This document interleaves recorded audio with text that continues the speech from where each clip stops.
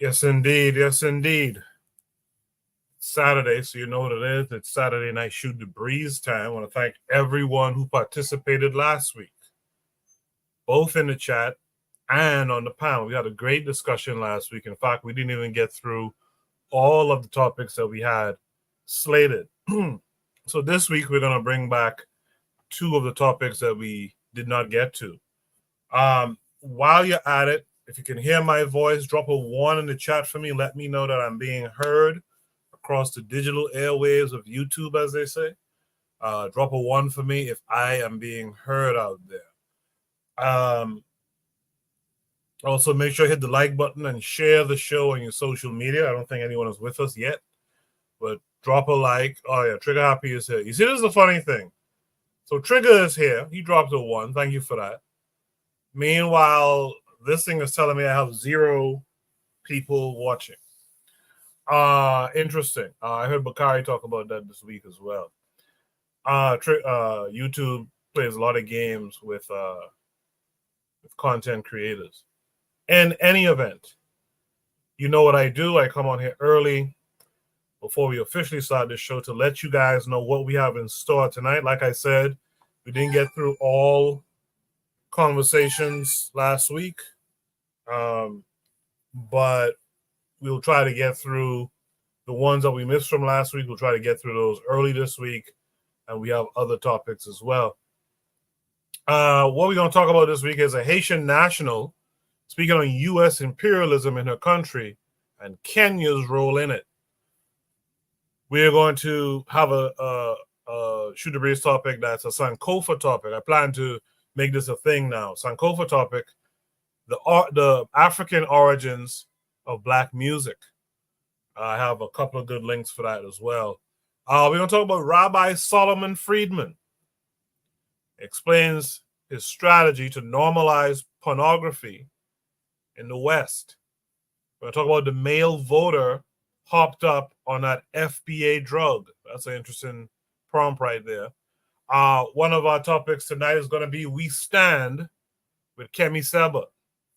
So that's the 5 intended topics for tonight. We Stand with Kemi Seba is an important one.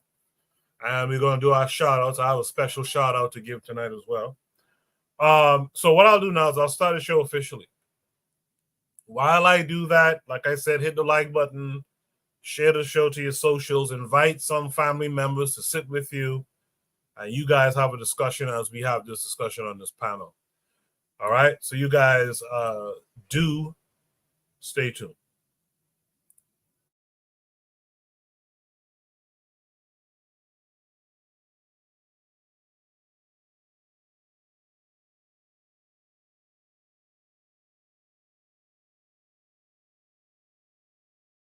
You are listening to the Bitter Medicine Podcast on KWAZ Radio.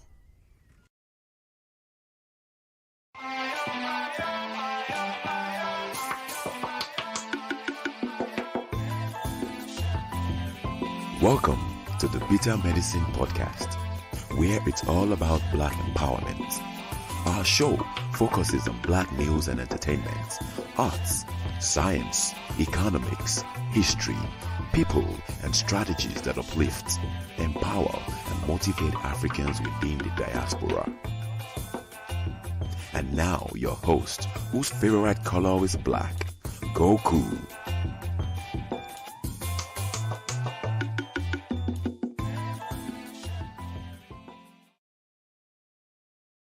Welcome back to the Bitter Medicine Podcast. I am your host, Koku. Just want to remind you guys before we get the show rolling that this show is part of a podcast network called KWAZ Radio. There are other shows on the network you are invited to tune into. This is D Webb with the Harsh Reality Podcast, asking you to tune in where we tackle the news of the day that affects our community, only on KWAZ Radio. Peace, family. This is Oni, inviting you to listen to the Pro-Black Perspective, where Black problems are addressed with Black solutions. Greetings, fam. Tune in to The Learning Curve with me, the revolutionary matron on KWAZ Radio. You are listening to the Bitter Medicine Podcast on KWAZ Radio. Yes, indeed. Make sure you're also tuned in to Brother Bakari's podcast. Make sure you're tuned into Kofi the Black Critic. Make sure you're tuned into the Forecast Radio, who's usually on with Realm in the Bush. Check all of them out. Make sure you subscribe to their channels. And do me an added favor, too. Subscribe to the Shoot the Breeze Clips channel as well. I have it pinned to the top of the chat. Subscribe to that.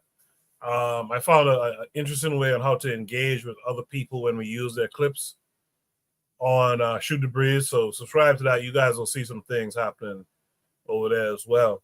In the chat, I see Daily Affirmation by Pauline saying good evening. Good evening to you, my dear.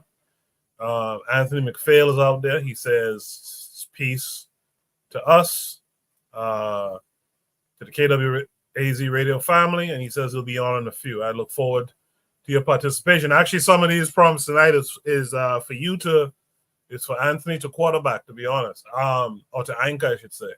So, looking forward to having you join us tonight.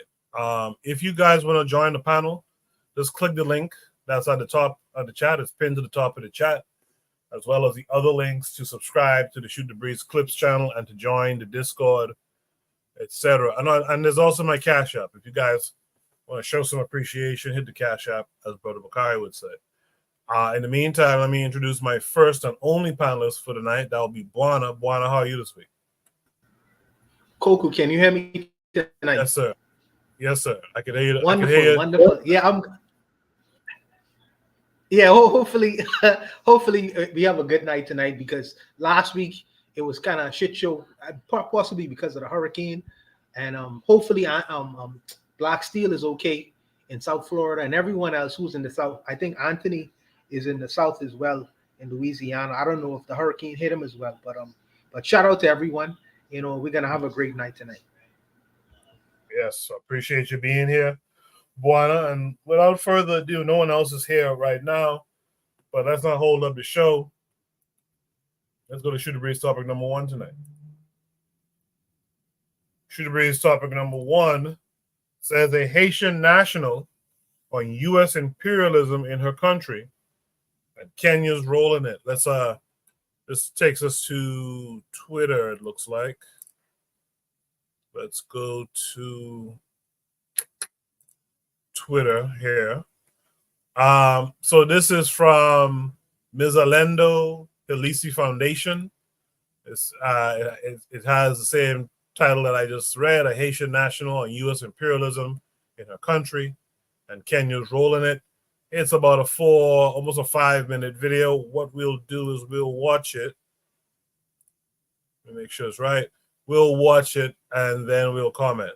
What we have is the U.S. has been wanting. One of the key things to understand is that I'm not sure people know that Haiti is the first free Black republic in the world, 223 years. And because of that history, because of defeating Napoleon and defeating the West, it's been paying for that. This isn't what we call it. And so the past 20 years after the deposing of our president, the U.S. has complete control through the UN apparatus and other minions, France and Canada, over Haitian politics. So by the time we get to Kenya's involvement in Haiti, what we have is the U.S. had been wanting to have a military presence in Haiti for a very long time. They wanted the military base from the 1800s. But in 2022, when there were government protests against IMF, removal of subsidies, against U.S. imperial meddling, constant imperial meddling, what ended up happening was that the U.S. wanted to find a force, a similar military force, to support its puppet that it had in place in 2022. When the Security Council, when China and Russia refused sending a military force, saying this is not a civil war, there's no civil war going on in Haiti, the U.S. then settled for this multinational mission, which I have to remind people is not a UN mission. It's sanctioned by the UN, but it's a U.S. paid mission, which effectively means that the U.S. is paying mercenaries to go to Haiti to establish its military base. And so, in fact, The Kenyans are warm bodies for U.S. imperialism, warm bodies as the U.S. expand its physical presence in Haiti and establish a base as it prepares to go to war with China. And what people don't understand is that Haiti is in the trade winds area, geographically located there. The U.S. wants to use that presence there not only to go against the leftist governments in Latin America, Venezuela, Nicaragua, and Cuba, but to also establish a place where its boats can go through Haiti if it has a military presence there, go through the Panama Canal, and go hit China when the time comes. So Kenya comes into this place in the middle of U.S. imperial machinations in the region, and they're being used as a proxy service for U.S. imperial role in the area. And if that itself is a problem, because Haiti is not at a civil war, but because the West controls the media apparatus, as you know, most of the world gets their news from Reuters, Voice of America, CNN, and BBC, right? And so when you read that, you think the worst place in the world right now is in Haiti. You think that this country is burning up in flames because they manufacture consent. When the reality is, like, these armed groups, there are more gangs in Chicago in the US than there are in Haiti. The violence that you see that the media props up happens only in the capital city of a country that's 12 million people. The capital city has about 2 million people. When you have Mexican cartels, when you have gangs in Ecuador, when you have a genocide happening in Gaza, everyone's saying Haiti is the problem to the international community. So we have to really think about, why is it that the U.S. is going through so much trouble to manufacture consent and make everyone think that Haiti is the worst place to be in order to send a military occupation when, you know, things are happening in other places of the world. And they're not doing that, right? Yeah. And so what I want Kenyans to see is really question this idea that Haiti, for example, needs military occupation. Haitians are completely against foreign military intervention because we have a long history of intervention. And so Haitians are completely against U.S. imperialism, them being used as fodder. And so Kenya comes in, and I want people to know, like, why is it that Kenya, for example, did not have bilateral relations with Haiti until last year? If Ruto is really serious about saying, well, we're helping our brothers and sisters, why is it's after the U.S. asked them to, that he decided to have bilateral relations in Haiti? Why is it that he doesn't think, well, maybe the region, there are other people in the region that can come help Haiti? Why is it that it's the U.S. military that takes around the soldiers? Why is it that's the U.S. paying Kenyans $600 million? This is mercenary. This is not Pan-Africanism. This is not bilateral relations. There's no legitimate government to actually even ask Kenya to bring in its force to Haiti. And we need to know, what does this mean in this age of increasing multipolarity? Why allow yourself to be used as a proxy for U.S. imperialism against another Black country? That was so well stated. Let me just make sure there's not more to it. In fact, let me look at some of the comments. DC Matthew says, I am sorry to say it, but no one should pay this woman any attention. She is consumed by anti-Americanism. I keep waiting, and this is a Black person, by the way. I keep waiting to hear some sort of sympathy for the Haitians suffering because of the gangs, but I never hear it. Her view is, if the U.S. is involved, it can't be good. And the poster of this video says anti-Americanism is good. One of the key things to understand. Sorry about that. But yeah, I just would like to add that as Buana has to do something and come back, I'll just like to add that sometimes I hear it here on Shoot the Breeze, actually. I hear people say, well, I understand why our folks sell drugs and stuff in the community, this, that, and the other. Well, if you understand that, then you should be sympathetic to Kenya. Because all of it is sellout behavior. All of it is sellout behavior and anti-African behavior, right? But I digress. I'm not going to go on a whole tangent there. But let me start with Black Steel. Well, first of all, let me introduce Black Steel. Black Steel, how are you this week? I'm doing good, Koku. How about yourself? I'm doing great. Thanks for coming through. How's the weather there? It's actually quite beautiful, man. It's like probably it was like 70 degrees today, which is actually quite pleasant for Florida. Had a nice breeze. It's nice today. Good day. Good day. All right. I'll come right back to you, Black Steel. Let me introduce Anthony to the panel tonight. Anthony, how are you this week? Hey, how you doing, brother? Good, good. How's Can you hear me? everything down there? Yes, sir. How's everything where you are? Man, it was pretty good, man. 80 degrees, man. The sun came out. I can't complain. And Good. peace to all other brothers on the panel, too, man. That's good to hear. Good to hear. Thank you for coming through as well. Let me start with Black Steel then. Black Steel, a Haitian national and U.S. imperialism in her country and Kenya's role in it. What are your thoughts about that? I mean, I can't say she's wrong. I believe I'm glad she's connecting the dots between the invasion of, well, we'll call it, between United States using Kenya as a proxy and the further goals of U.S. imperialism.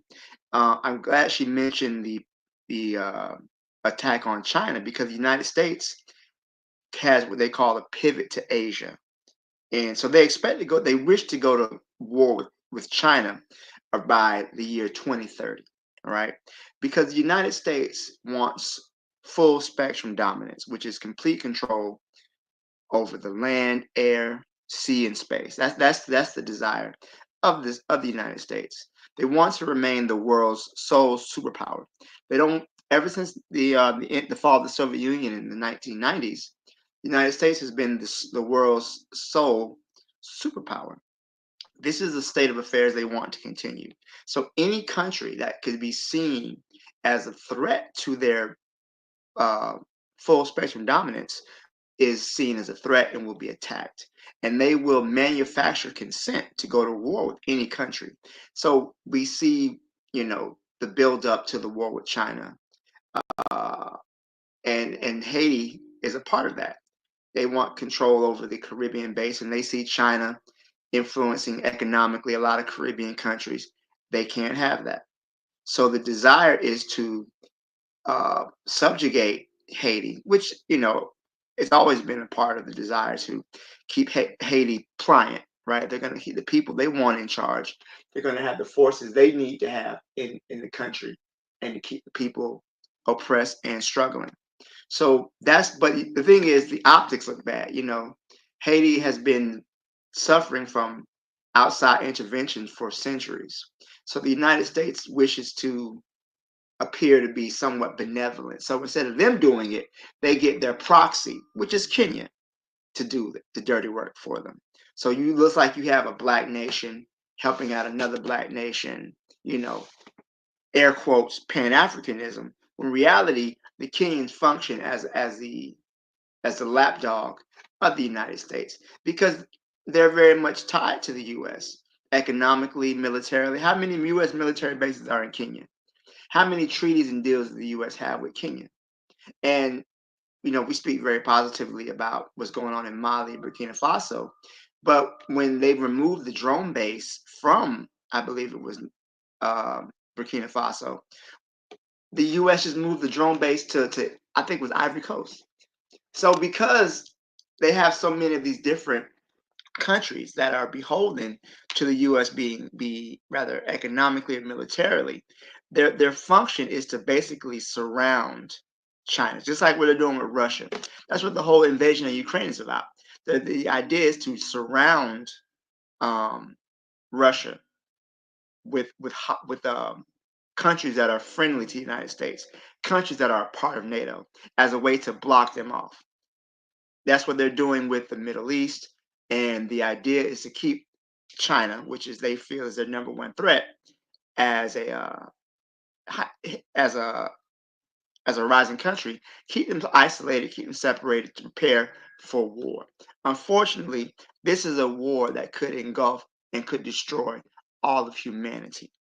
All right, these are two nuclear powers, and the thing about nukes is you don't use nukes because you could kill everybody, and they're well aware of the potential for global destruction, but they would rather destroy the world than let another country reach their level. But going back to Haiti, you have to feel for the Haitian people, right? And also too, you have to feel for the Kenyan people. The people of Kenya do not want this. I want that to be clear. The Kenyans are not supporting this military intervention being done on behalf of their nation. This is being done by their president, by their leaders who do not represent the will of the Kenyan people. They have, and the thing is that their leader, their president, I think his name Ruto, he has, in a sense, ignored the will of the Kenyan people, but they did not vote for it. I don't think they took a vote or a referendum on this decision. He just decided because he's in the pocket of the U.S. Many times it's not the Kenya people themselves, but it's their leaders that are causing the problem. So looking at it like that, I feel like overall, this is something that is a problem because the European white people America can weaponize our own African people against us via their proxies. And it's going to take a lot of Toure, the president of Burkina Faso. It's going to take a lot of brothers like him to organize and turn this thing around. I'll leave it there. Thank you.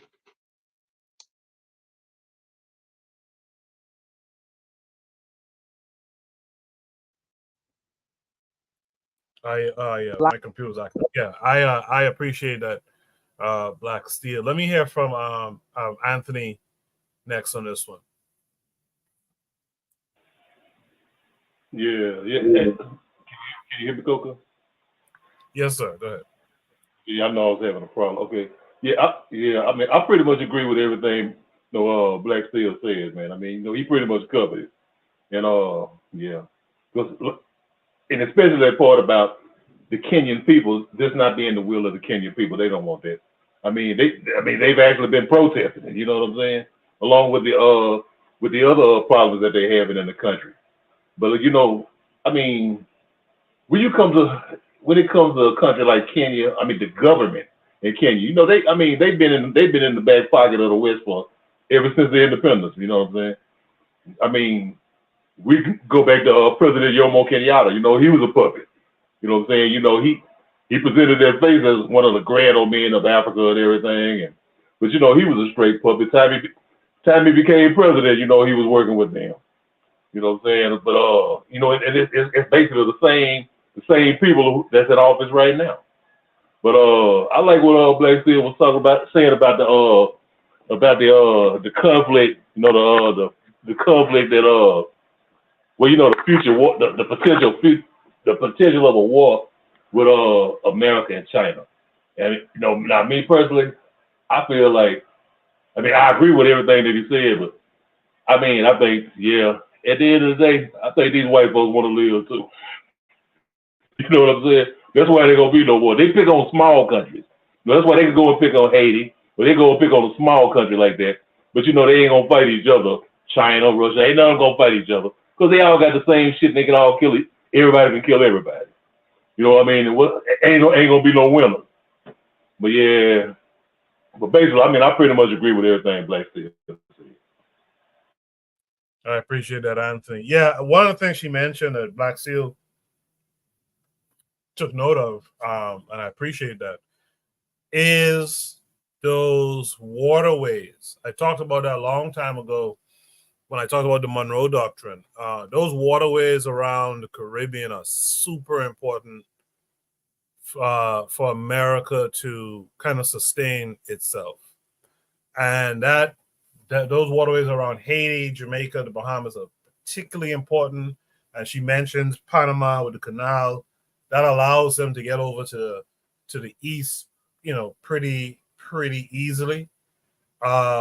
It's a very interesting concept, but I do agree with Anthony in that ultimately I don't think America really wants to have that problem with a nation like China and Russia and stuff like that. And like Anthony said, and I agree with him, that's why they pick on the little guy. I remember being a kid actually, when the U.S.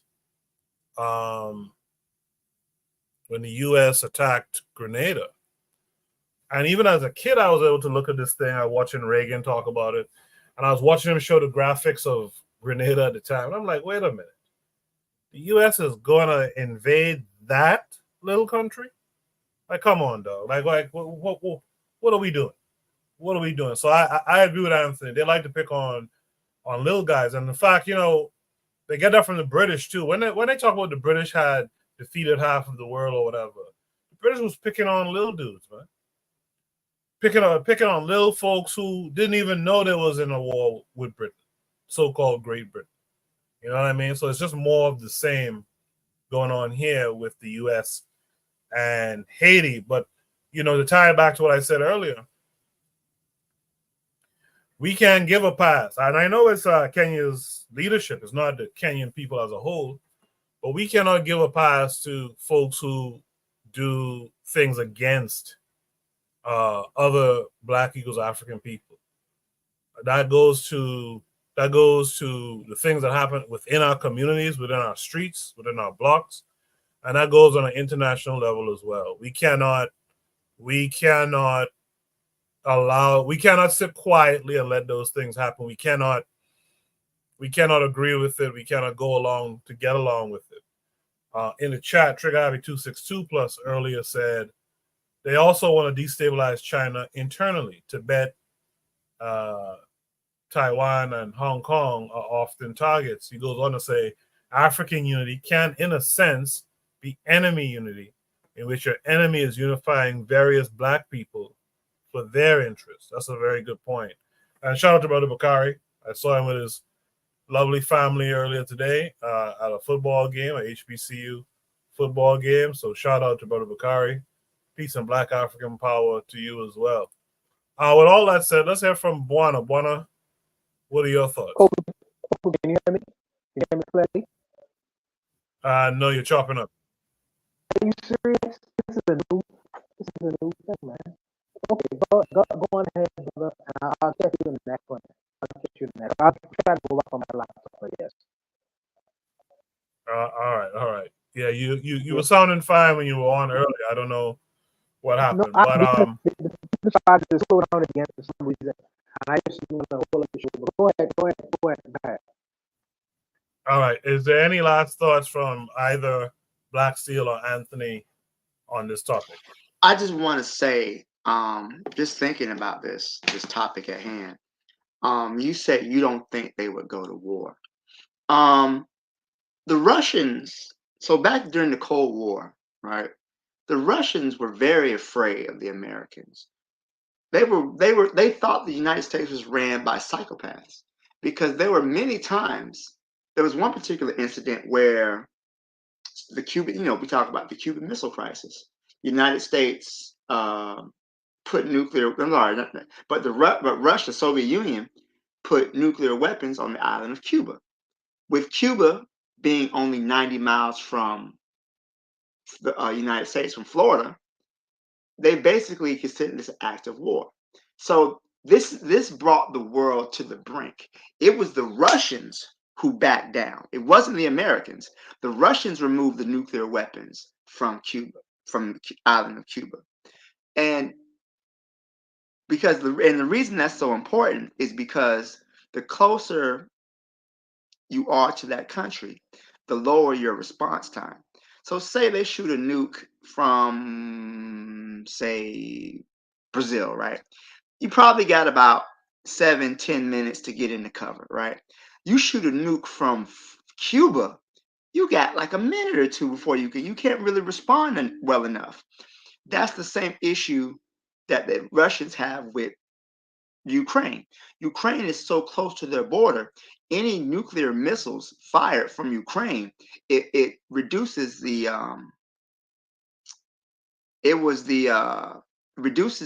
time that you have to respond to the attack. So I really do think that I don't want to estimate the psychotic nature of the United States. I truly believe they would rather destroy the world than allow another country to take over or to hold the same status as them. Haiti, unfortunately, is a pawn, but also too, Haiti is not so much a victim, but they have been caught in the crossfire between so-called great powers. And because of Haiti's strategic location, and two, because of what Haiti represents, which is the first Black republic in the Western Hemisphere, the first African nation or Black nation to free themselves from the yoke of slavery and imperialism. And Haiti is an example to the rest of the Black world. This is something that they cannot stand. You mentioned the invasion of Grenada. Grenada is not really strategically important in the scheme of things, but it's what Grenada represented. Grenada was a country that had a socialist economy with a majority Black nation, and it was doing well. And the one thing the U.S. hates is the threat of a good example. That's the reason why Cuba is embargoed. That's the reason why Venezuela has sanctions. That's the reason that Grenada was invaded, because the very idea of a good example to show that there is an alternative to what the West offers. They can't have that. And Haiti represents that in many, and I wouldn't be surprised if the Organization of Sahel States is going to come under more attack. We already see Africa Stream being taken off. We see the force. I hate to be all moralistic. It's called evil, but we see the forces of evil are consolidating their power. They're trying to end all dissent. And I think that if we don't do the same level of organizing we have to do, we're going to be in a lot of trouble. I agree with everything you said. I'm going to come to you next. I agree with everything you said, but in my memory, it was like Jose is saying. He said the USA is the one that backed down from Turkey. But Jose, you're free to come up if you want to before I move on to the next prompt. In the meantime, though, let me hear from Anthony. Anthony, what's it? Yeah, Coco. That's what I wanted to touch on real quick. First, I just want to also say, today, October the 19th, this was the day that our ancestor Maurice Bishop, was assassinated too. I just wanted to mention that. Yeah, that's my shout out. And also, and also Samora Machel in Mozambique too. And he was killed on October 19th, 1986, 3 years later. But what I wanted to say about what Brother Black Steel was saying, I actually seen this. I seen it on television where they had CIA, FBI, all these government officials was talking about that. For years, everybody thought that the Soviet Union had backed down, especially that commercial. That they had this guy. What was his name? He was like one of the American ambassadors or something. He said we were two people, we were two nations, eyeball to eyeball, and the other guy blinked. But actually, it wasn't like that. The Russians, the Soviet Union didn't back down. They actually had cut a deal. It was some kind of deal that they cut with Khrushchev, and it had something to do with Germany, because at that time Germany was divided, East Germany and West Germany, and they had the blockade on Berlin and all that. But all of the stuff tied together, and it was a compromise that they did. But it wasn't that the Soviet Union backed down. I seen this, which from American government officials said that. They said everybody thought the Soviet Union did not back down from that. They made a compromise. Kennedy made a compromise with them. I just want to throw that in. I appreciate that. Anthony, Trigger Happy 262 Plus in the chat says, keep in mind that the USSR got destabilized internally by the United States as well. He says he's no fan of any of these countries, but it's always important to have a sober geopolitical analysis. He goes on to say, it's not even just nuclear weapons. If Ukraine joins NATO, Russia would have to start working overtime protecting their border, and it would cost even more for the military. Lastly, he says, NATO growing hurts Africa, which I agree. Let's check in with Buana again. Let's see if Buana got his sound together. Buana, what say you?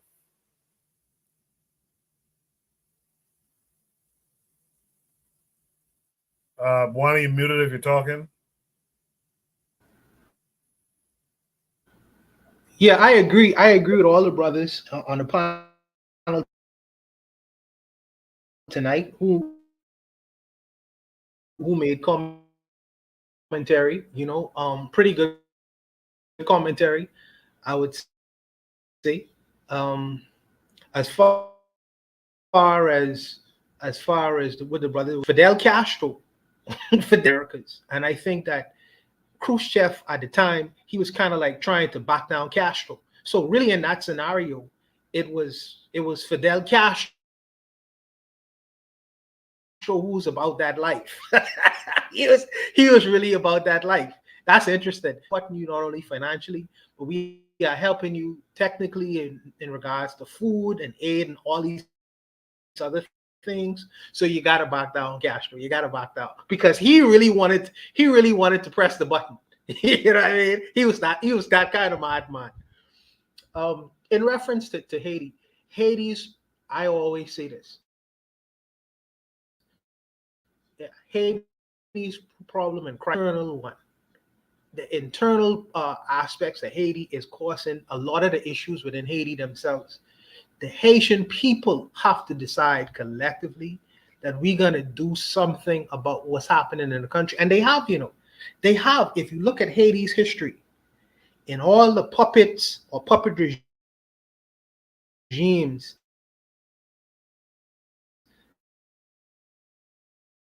that has been set up within the country of Haiti themselves, the Haitian people got rid of these leaders.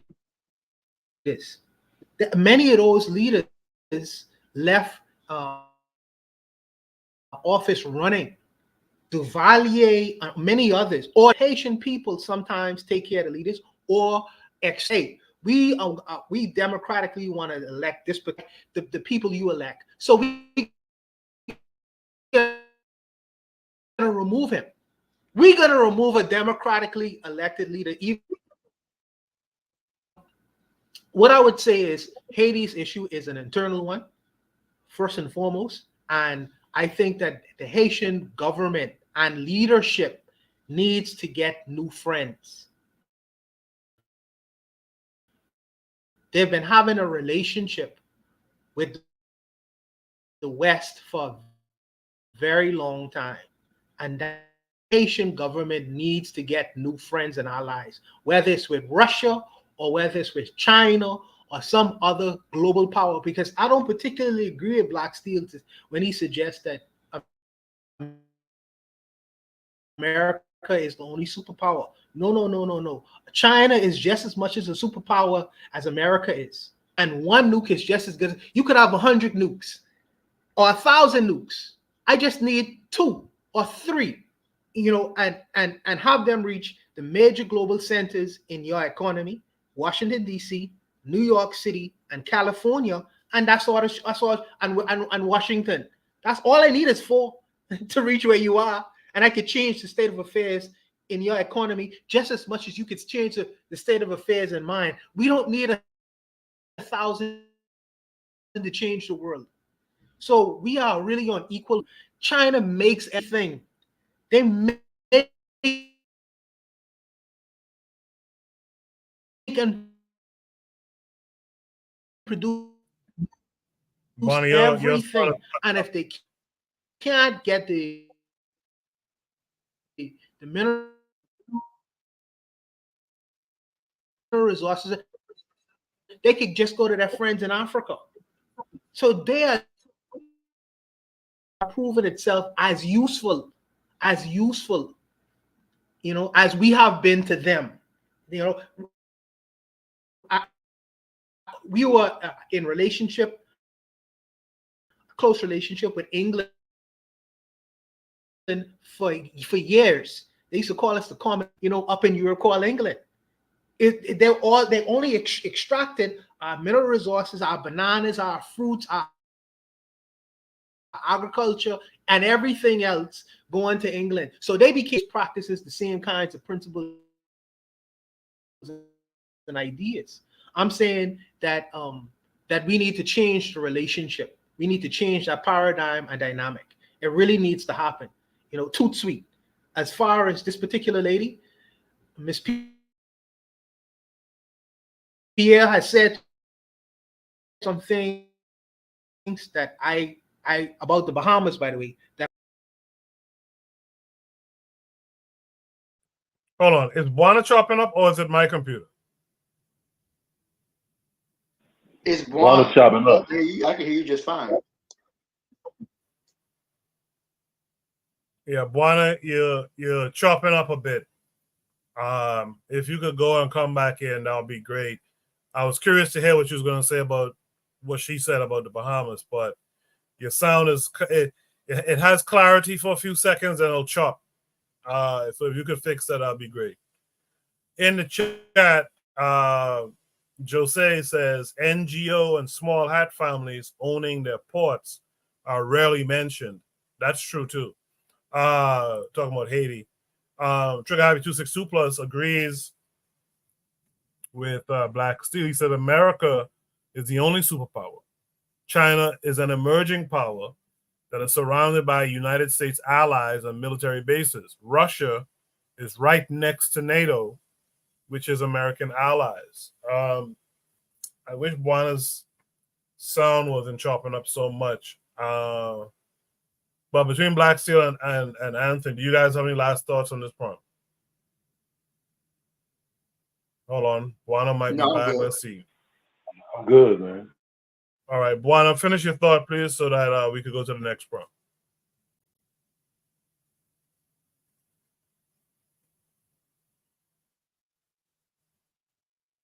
Okay, maybe Buana didn't get his sound together yet. Good discussion. I can hear you. I just don't have the best connection right now, so I'm in and out. So just bear with me. Bear with me. Yeah. Okay. So last word on this. Trigger Happy 262 Plus says Russia and China, you could say, are regional powers that are semi-peripheral. The world is largely still unipolar.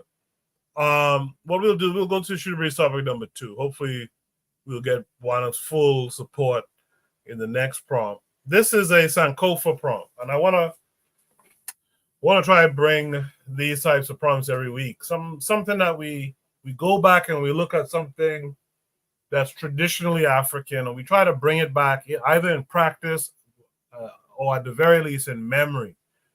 So Shooter Breeze topic number 2 says Sankofa, the African origins of Black music. This takes us to a link on YouTube that what we'll do is we'll play the video, and this prompt actually has a few links to it, so bear with it. We'll play this first video and then I'll introduce the other 2 attachments. Hi, I'm Darius Spearman and you're watching African Elements. Music has been a fundamental part of African and African American expression, tying together different elements of culture.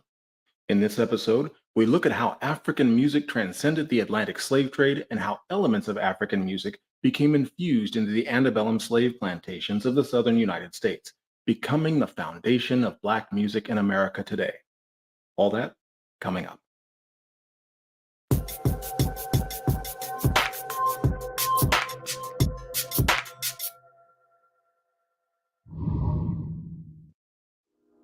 Welcome back to African Elements.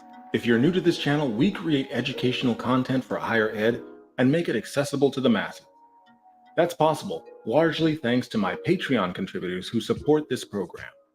You can join them at the link below in the description for as little as $1 a month and receive access to ad-free content and exclusive videos and materials available only to Patreon members.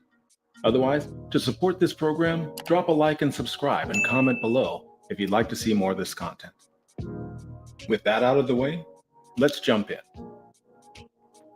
As we saw previously, culture can be understood as beliefs, practices, and modes of being of a particular people in a particular setting, adopted as a means of survival. Religion was a key part of African cultural life. West African religion in particular was believed to be infused with the music of life force and the natural beat. West African culture and music also became critical survival tools in the Americas. The rhythms of African music survived the transatlantic slave trade, appearing in the stylings of African American music. Specifically, sophisticated elements of offbeat rhythms found in African music emerged in the spirituals of the antebellum South, where music was played around the beat instead of on it, giving the feeling of the music surrounding the beat. The prison work songs recorded in the 1930s at Angola State Prison in Louisiana retain that feature. Historically, music has been an integral component of African and African American culture, manifesting in modes of worship, medicinal practices, ceremony, and in maintaining connections to our roots. Along with their culture, Africans who were taken to the Americas as slaves retained their musical constructs, rhythms, and even instruments. As such, elements of African music can be found in the slave plantations in the United States during the 18th and 19th centuries, where they reveal themselves in spirituals and the blues, which included cross rhythms and call and response techniques that were features of their African musical heritage. Gospel music started in the field as slave songs and work songs, songs that many of you know, and people sing even with bands and so forth and so on today. But the slave wasn't allowed to sing in its natural tone, which would have been something like Chosa losa, pues untaba, semela se fumala desea, something like that. They weren't allowed to. So they couldn't sing in their natural language or their native tone, so they were forced to sing like the people at the big house, where they would hear things like, De vieni alla finestra, o mio tesoro. So what happened is it changed. It changed into things like, Go lay down my burdens down by the riverside. Down by the riverside. Down by the riverside. Gonna lay down my burden down by the riverside. Oh, stay one The folk songs of Southern Blacks emphasize the offbeat phrasing of percussion, along with the call and response phrasing typical of African music that became known as spirituals.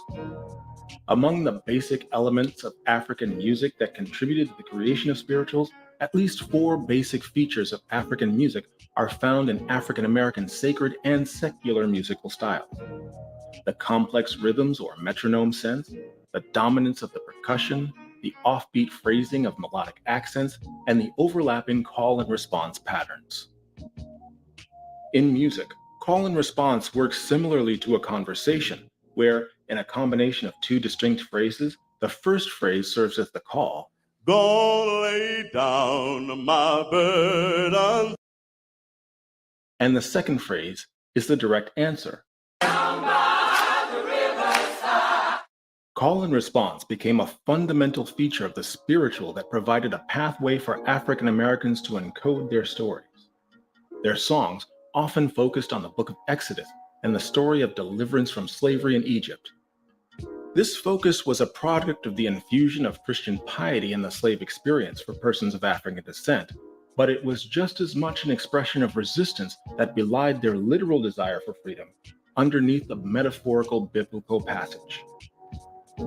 The use of cross rhythms, or conflicting rhythms occurring at the same time, was also a persistent characteristic found in African and African American music, and was often found in spiritual.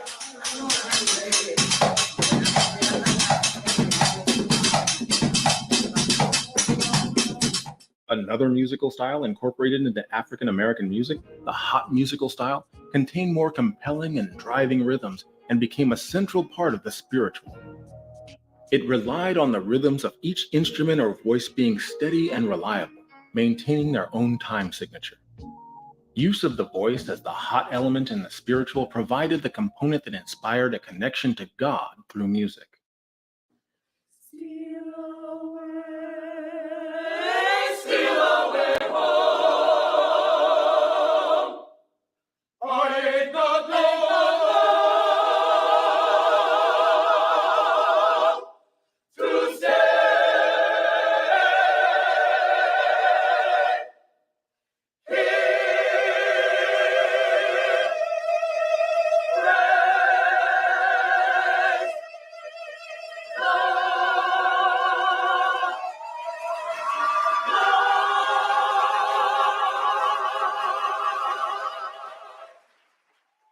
The drum rhythms in hot music are reliable and steady, while the musical rhythms fall on a syncopated beat.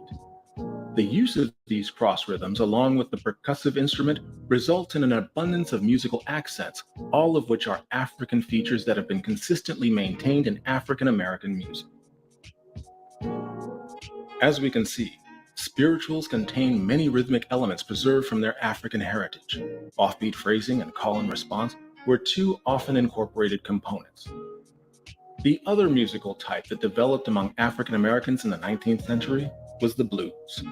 Gerhard Kubrick identified musical traits from two different parts of Africa, which he suggested contributed to the blues. The first was the ancient Negritic style from West Africa, which incorporated a lamenting song style accompanied by repetitive motions and the sound of manual labor. The repetitive motions produced a swinging rhythm that was later typical of the blues.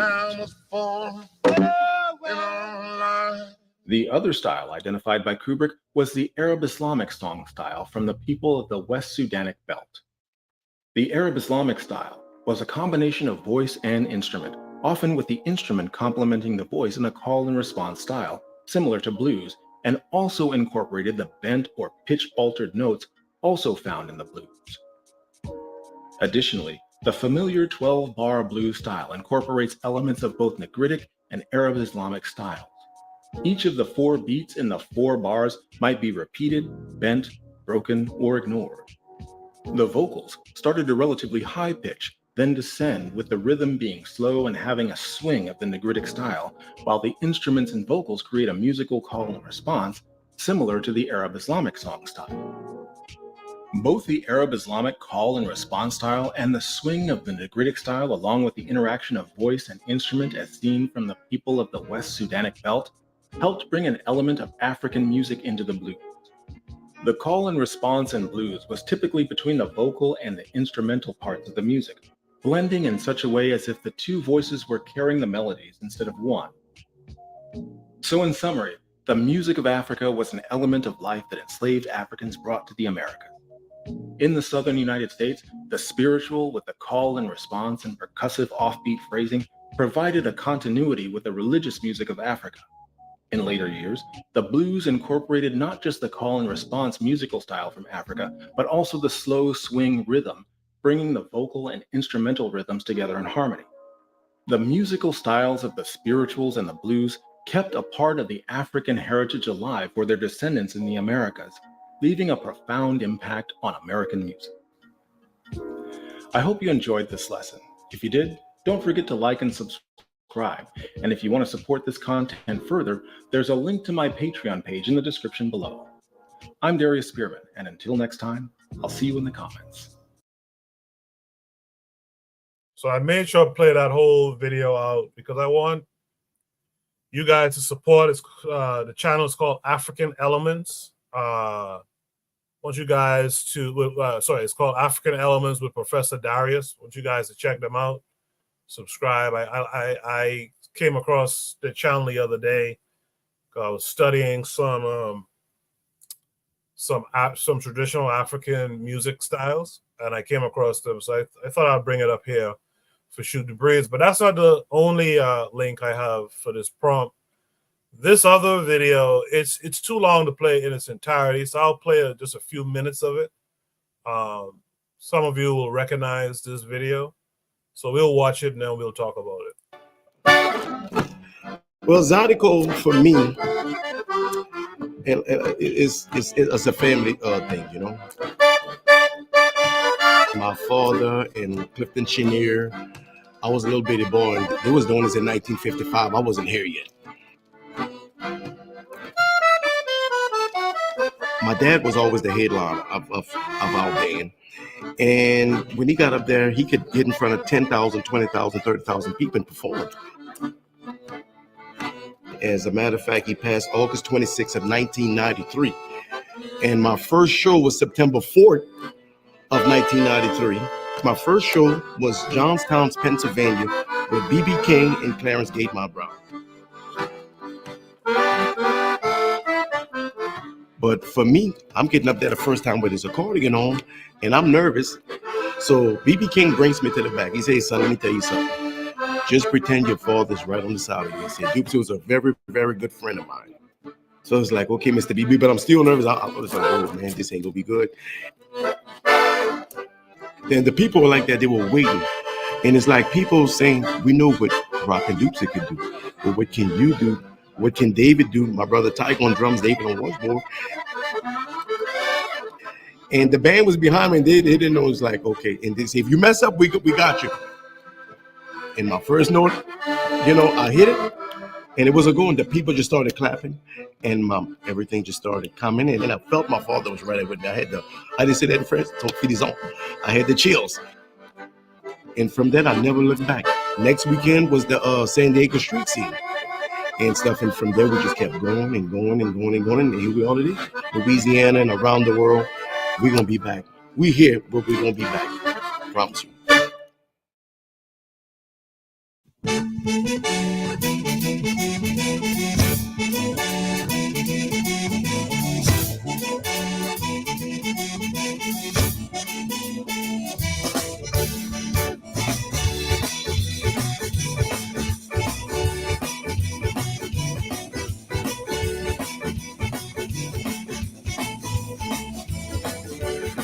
There was one machine for my baby, yeah. There was one machine for my mighty, yeah. There was one machine for my baby, yeah. Right on me, la wide on. She gon' live on the land that you won't get, or on more my family, more to say. Gon' live on the land that you won't get, right on me, la wide on.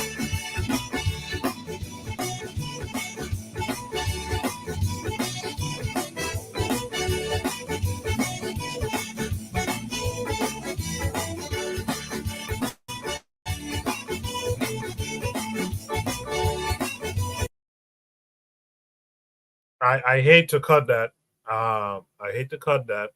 Believe me, because I'm a music guy, so I hate to cut that. But for time's sake, I just want to add one more thing, because I'm reading some of the comments, and our brother Jigan is out there, and he said the fact that we have to go 400 years to answer the origin of hip hop is very telling. And I want to share this. I saw this just minutes before I started tonight's show.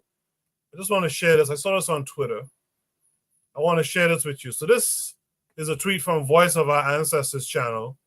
And it says, did you know these were Fela Kuti samples featuring some of your favorite artists? This is a 2.5 minute, it's a 2-minute thing. I'll play it, and then I know one buy, I know one die, I know one payment, I want enjoy, I want job life, I want buy motor. We know one die, we know one wound, we know one quench, we know one groove. I get one child, I'm a different house, my body.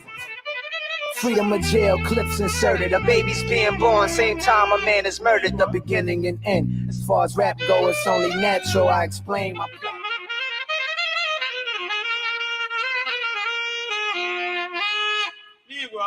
If you call a woman African woman, no go green.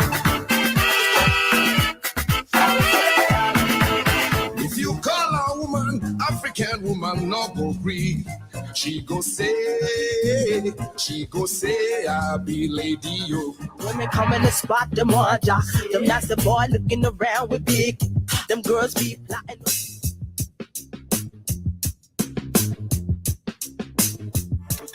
My people say they fear too much. We fear the thing we not see. My people say they fear too much. We fear for the thing we no see. All over the world, hearts pound with the rhythm. Fear not of men because men must die. Mind over matter and soul before flesh. Angels.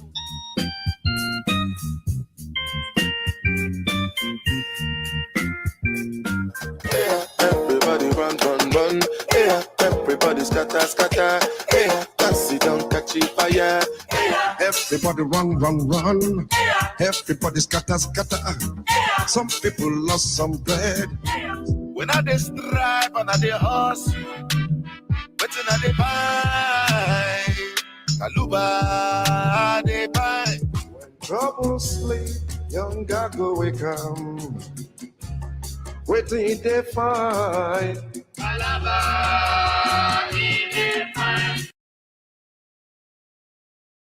Wonderful stuff. Yeah, this is awesome. So I thought I'd bring that as a Sankofa post. I'll try to do this every Shoot the Breeze, bring a Sankofa post, go back and bring it forward again, you know. Really was liking that Zydeco video as well. That's called the 38th annual Original Southwest Louisiana Zydeco Music Festival. I'll let Buana talk about it when it comes up, but that music is very similar to music that he and I and Daily Affirmations by Pauline would be familiar with, but we'll talk about that more in a second. Let me introduce our newest panelist. That'll be Jose Bronze. Jose, how are you this week? Good evening, good morning, good day where you are. I'm kind of okayish. I'm woke again in the middle of the night, and here I am. And how are you, fellas? I'm good. Thanks for coming No through. rest for the wicked, huh, Jose? Again? no rest for the wicked, huh? No. Peace, Jose. No. And the joints ain't working either. Jose, the African origins of black music. What say you to all of what you just saw? I typed in a reaction like, familiar. I saw familiar music in Haiti, but now I'm looking at guys on the stage, and I think like, well, those are the same elements as one of the two music traditional music styles of the region, Funana. But it's other music, right? It sounds blues, but the same elements are on stage, like the little harmonica that's also played in Haiti, but we use it in Funana. And the guy with the metal on his chest. Only with us Cape Verdean, it's a stick with the teeth, right? But it's not like a chest piece, but it's a stick that we use in the same manner. So it's yeah. I mean, how come? How come? Why do these elements always come back? And a harmonica in my growing up, a harmonica is really a typical European thing. Like it's also a Dutch traditional instrument where they have those piano keys and hundreds of those little buttons. But this one that we're looking at in the video, that's exactly the harmonica that we use. And that's exactly the harmonica that I saw in those videos about Haiti. So I'm enjoying this too. I'm feeling like really, yeah, kind of happy seeing this, right? But yeah, I don't know what to say. I'm just overwhelmed or whatever. I'm happy. I'm happy to see this. Yeah, thanks. Thank you, Jose. Yeah, like Trigger Happy said, most European instruments come from Africa, though. Only a few that didn't. They just made some modifications. Like the piano is an African thing. Like we would sit up here. I was just talking to my children about this, my sons about this early today. Like we would sit up here and think. And by the way, this guy Great House on Twitter did a great post. I wish I could find. I think it's on the Discord actually, on the history. Great post about this. But like 90% of the instruments that are out here really came from Africa. That's a very interesting thing. Like even the piano, most of us would think, hear piano and we think about Mozart or Bach or something like that. But that's just, in fact, the piano that we had was a little too complicated for them to use. And they had to modify it and simplify it. It's a very interesting history, man. With that said, see, Trigger Happy knows what I'm talking about. He says, I can find it because that's where I found that fact and looked into it. Absolutely. Yeah, if you could find that, Trigger, and post it, I'll put it up on screen if you don't mind. With that said, let's go to Black Steel. Black Steel, what's it? Well, first thing I want to say is take that, FBA. Take that. But yeah, it's it kind of goes without saying, right? Africa, since we are African people, right? And I think that it's almost understood that, of course, Africa having the most rhythm, having the drum and creating instruments, this is something that is just, I mean, it just feels so familiar. Even when he was singing the gospel songs, I felt, it took me back to my, going to church with my mom and my grandmother as a kid, or the blues music, African people brought the only original form of music to America, right? Everything else was brought from Europe. You know, that's the only thing that could be said to be created in America. But then at the same time, it wasn't created in America so much as that the foundation came from Africa, which is the foundation of pretty much all of our music and our art forms. So it just kind of underscores the fact to me that we are one people and we have more in common than we have that differ between us. I think that's important for us to understand. So I'll leave it there. Thanks. Short and to the point, huh? Black Steel. I appreciate that though. I want to share something real quick before I let Buana go. Let me share this screen with you guys. I want to share this just so you guys have a understanding. Because if Buana talks about what I imagine he will talk about, this will be kind of important. Let me share this screen with you. This is a video called How to Rake and Scrape. And you guys will understand it in a second.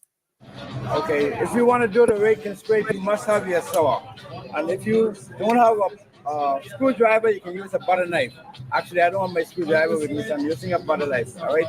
And if you can pull the saw out, you get a sound from that, all right? And if you bend it, you get a different sound. Then you must hold your scraper up and down and give you a different rhythm, okay?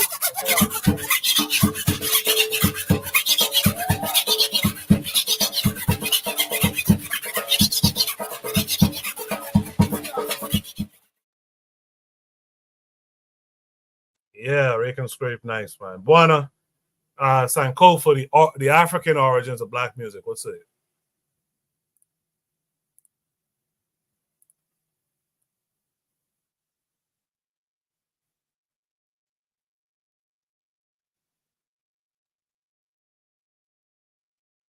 Buana, you're muted if you're talking. I don't know if you're talking or not, but you're muted.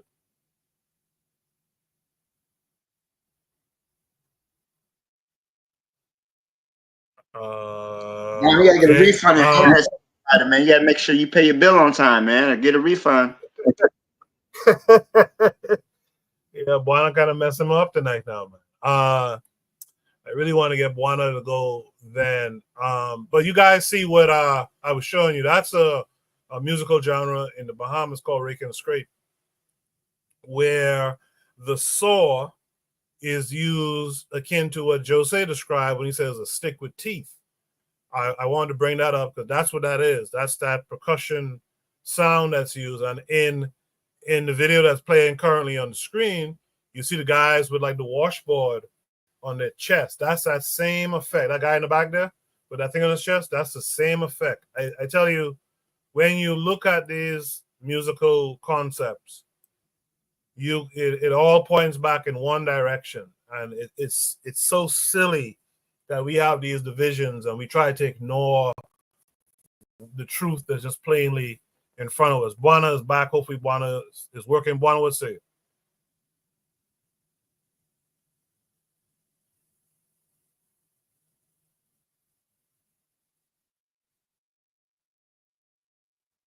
Yeah, Buana, your connection ain't cooperating tonight.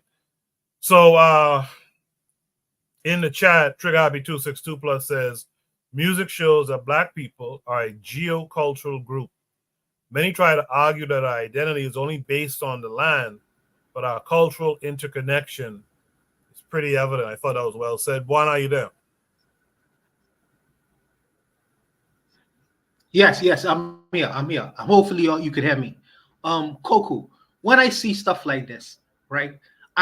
This is the reason why I would rather have conversations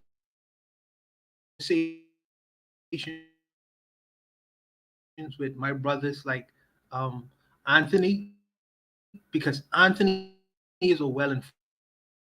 Because if I was to tell was literally rake and scrape, an American or a Black American may not understand what rake and scrape is. Okay, so now I have to break down and explain and do all those things.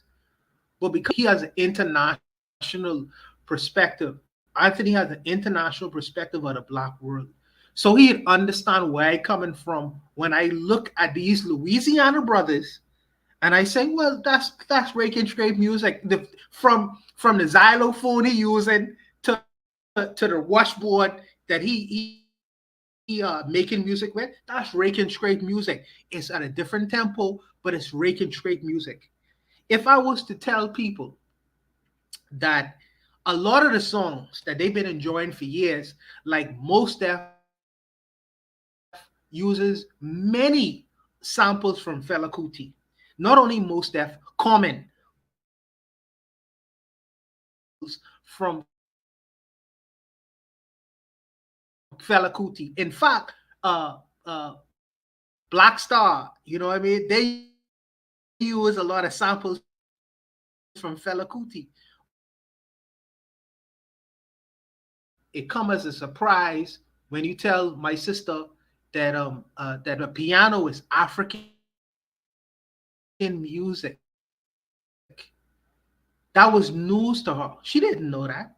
So most people know the music they've been hearing for many years to James Brown. James Brown created all of it. So I don't get mad at people no more. I try to have conversations with the well-informed people because I know that they understand music a little bit deeper than the regular man on the street. You know, like I was telling you earlier in the chat that Army Arrangement by Fela Kuti yet. But they hear Babyface saying, "This is for the cooling you." That beat, cooling you. That's Army Arrangement by Fela Kuti. Now, many Americans years ago, but they don't know who the hell Fela Kuti is. But Babyface got that beat from Fela Kuti. So we always exchange our musical genius, our musical talents. The Black Americans, for me, the best musical art form they ever created was the blues, bar none.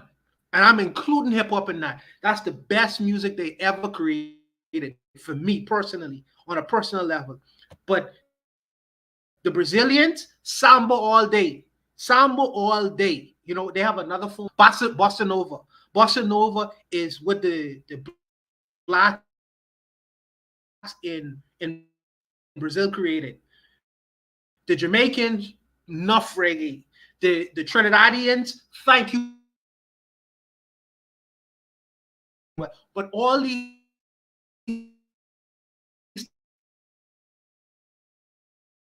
things come together to create a format that we all inherited from the African continent. Whether we want to dismiss that connection, in the African wheel, we are just a spoke. And I just say that it's important to carry on the tradition of our ancestors, whether they are in the Western world, in the Caribbean, in the Americas, in Southern America, or whether they are in Africa. We express our genius around the world. I'll leave it there. I hope you can hear me, brother. I hope you can hear me, but I'll leave it there. Yeah, we hearing you mostly. It just cuts out sometimes. Thank you for that, Juana. Yeah, that's the connection I wanted to show our brother Anthony McPhail here, because dude, Anthony will then love. If this is the music that Anthony loved. By the way, Anthony was the one who gave me this video some time ago on Instagram. I think you would love to hear Rake and Scrape music. With that said, Anthony Sankofa, the African origins of black music. You've heard everything everyone else had to say. Anthony, what say you to all of it? Yeah, man. Hey, I was kind of laughing at Koku a little bit. Hey, Koku, don't be mad at me. I was laughing at you a little bit. I was laughing the way when you said the word, when you were saying Zydeco, it's Zydeco. Oh, my bad. You hear me, Koku? Zydeco. Yeah. My Hey, bad. no, it's all his fault. Hey, it would be me trying to pronounce a Bahamian word. You know what I'm saying? But yeah, it's Zydeco. The word is Zydeco. Just say it like it's Zydeco. What it means, Zydeco, like in South Louisiana, Zydeco is a snap bean. That's what it is actually. It's a snap bean, a green bean. But that's what it is. It's Zydeco. But yeah, I mean, that was one of the first things I wanted to say was that it just listen at it, Koku, like when you listen at the music, listen at that music, and you could tell and you could hear the Caribbean origin of it. You know what I'm saying? You can hear it. You can hear it. You can say, man, that's something that I done heard and maybe like in Martinique, in Guadeloupe, you know what I'm saying? Or maybe maybe in Trinidad and Tobago or somewhere in the French-speaking Caribbean. In other parts of the Caribbean, you can listen at it and tell. Because we got to realize one thing. Oh, let me turn this thing on. Realize one thing, that in South Louisiana was a melting pot of cultures. And I'm talking about, from people all over the world, but especially from the Caribbean. It was many people from the Caribbean, people from Haiti, and people from all over the French-speaking Caribbean. Now, hey, Koku, back in the early 90s, in the 80s, we used to have an international music fest down in South Louisiana, like down in Lafayette, and it was like a francophone thing, because in South Louisiana a lot of people speak French. French is like an official language. You go everywhere you go. Borna done been there. Me and Borna talked about this. You go in from Lafayette to New Orleans. On the buildings you're gonna have words in French and words in English. So it's a strong French language culture down there. Okay, but back in the 90s and 80s, we used to have festivals where it was people from Haiti, people from Martinique, Guadeloupe, people from Dominica, people from French Guiana, even and brothers and sisters from Africa. They used to come down. They used to come to New Orleans, come to the fest. It was like a francophone fest, and it was all of these groups, playing their music. And a lot of times they sung in French. They sung in French. But like, yeah, it was just a blending of a lot of cultures, man. A lot of African cultures. Like I said, I remember me and Buana and Kofi was talking, man. We did a show together. And like I was telling him, like in New Orleans, we had this thing called the Mardi Gras Indians. Now we'll get past the Indian part, but we just gonna get past some of the stuff they said. Now, in the origins of the Mardi Gras Indians, in their music, because see, they had songs that they would sing.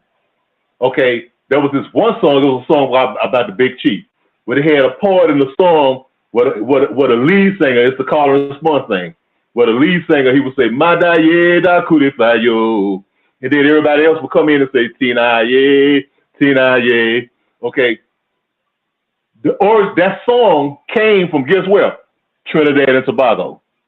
Because there was a brother from Trinidad and Tobago who came to New Orleans and he was one of the early contributors to the culture, to the music of the Mardi Gras Indians. Brother, he was from Trinidad and Tobago. The early 1900s. But anyway, like I said, the culture is diverse. You're gonna hear the sounds of West Africa. You know what I'm saying? You're gonna hear the sounds of the Caribbean, which is also West Africa, Central Africa. And and so anytime, and there was another thing I want to say real quick, like what in the video, in the first video, Koku, where the brother was talking about the music, I kind of like pushed back just a little bit on something that he said about the Arab Islamic influence, I'm not saying that it wasn't one, but I'm saying he was talking about that, like in relation with like the blues, I think with the blues part of the music. Okay. Now, I know that if you listen to early blues, whether it's in Mississippi and, here in Louisiana, because we had it too. I think we had it before they did. But I'm saying if you listen to blues, okay, see, one thing, in Louisiana, we had a lot, the early Africans that they brought here, many of them was from West Africa, from like the Senegambia region and from Mali, Bambara people. The Bambara people had a tradition of what they call griot music. Griot, have you heard of that, Coco? Yes, Coco? sir. Yes, sir. Yes, me too. Okay, griot music. Now the griots, these guys were like they were traveling musicians. Okay, and I've heard listening to some of the music from the 80s of King Sunny Ade. Listen to some of his music. Okay, the griot tradition, it was a song, they had a tradition of like a man singing about love lost, about a woman that he was with, and that he had a love that was lost. That's the blues. That's the blues. Thinking about a woman I used to have and how she gone and I ain't never seen her no more. But that's the blues. You know what I'm saying? And if you listen to some of that griot music from Mali, even today, like especially listening to some of King Sunny Ade music, griot music, and then coming down and listening to some B.B. King or some Bobby Bland. You know what I'm saying? And you could hear the connection. You could see the connection. B.B. used to talk about that African connection, but you can hear the connection. So when I hear anybody else, these Negroes running around and talking about, this is our music and FBA, this is our music and we invented it and we created it and all this. No, man, that came from everything we black people culturally created in America came from Africa. It came from Africa, and sometimes it came from Africa via the Caribbean, because a lot of our people Caribbean heritage. But yeah, man, I'm glad. I want to thank you, Coco, for showing that video, man, about the Zydeco. You know what I'm saying? Because a lot of people ain't on it. I think I asked Bonner about it when we did a video. He said, I don't know if he told me that he heard about Zydeco or what. But yeah, man, that's how I love Zydeco music, man. I just want to thank you for the prompt, man, and I knock off right there, Coco. I appreciate you. Thank you for sending me that video. By the way, I could laugh at you back because it's Trinidad and Tobago, not Tobago. But yeah, I think I've heard of Zydeco out of like Dominica or somewhere too. One of those islands in the Caribbean, actually. And by the way, St. Lucia used to. I don't know if it still does it since COVID, but St. Lucia used to have a big World Blues Fair every year. A lot of the big blues heavy hitters in America used to be there. So yeah, I think there's an appreciation definitely from Africa to the Caribbean to America and back by many of us. In fact, I like what Trigger Happy said here to what Anthony was saying. He said that's basically the intercolonial slave trade, which destroys the idea that there is a pure Black American. The combination of African ethnicities and the combination of the Caribbean makes Black Americans. So it's all one thing. Let me just share this last thing before I ask for any last thoughts here. Oh, did I grab it? Let me see. So I think the original tweet was kind of taken down, but this video of this white guy talking about instruments is still up. So what we'll do is I'll share it with you guys. This is from Great House. He posted this from a professor. We'll watch it and we'll discuss it. If you're admitting that's the founding of your civilization, that's a really strange thing. You could do this as an exercise. Try to figure out your favorite musical instruments, all of them, and then look at who invented them. About 85–90% of the musical instruments on the planet today were invented by the ancient Egyptians. So if you're into music, like, how can you ignore that? The rest were invented by Persians, although the Mesopotamians invented the bagpipe. Do you want me to say that again? It wasn't the Celts. When the Celts were migrating through Mesopotamia, they heard the bagpipe and they went, oh, that is a nice sound. They grabbed it and took it across North Africa and then invaded Europe. One time I had a CD with bagpipe music. I plugged it into my car. I had an Irish friend, Connor, and he was in the car with me. And I said, listen to this. And he's like, this is really strange bagpipe music. And I'm like, does it feel like Ireland? He goes, yeah, a little bit. It was Tunisian bagpipe music because the Tunisians still play the bagpipe. Yeah, so I just wanted to show you, even those people tell you most of the musical instruments come out of Africa, and that Trigger Happy just beat me to it. That Persian thing he talked about, there was a lot of black people in that Persian thing too. Does anyone have any last thoughts on this prompt though before we move on? Okay, seems like we don't. Yeah, only that it was an excellent prompt, Koku. Whoever suggested it, Anthony, big up if you did. That was an excellent prompt. Excellent.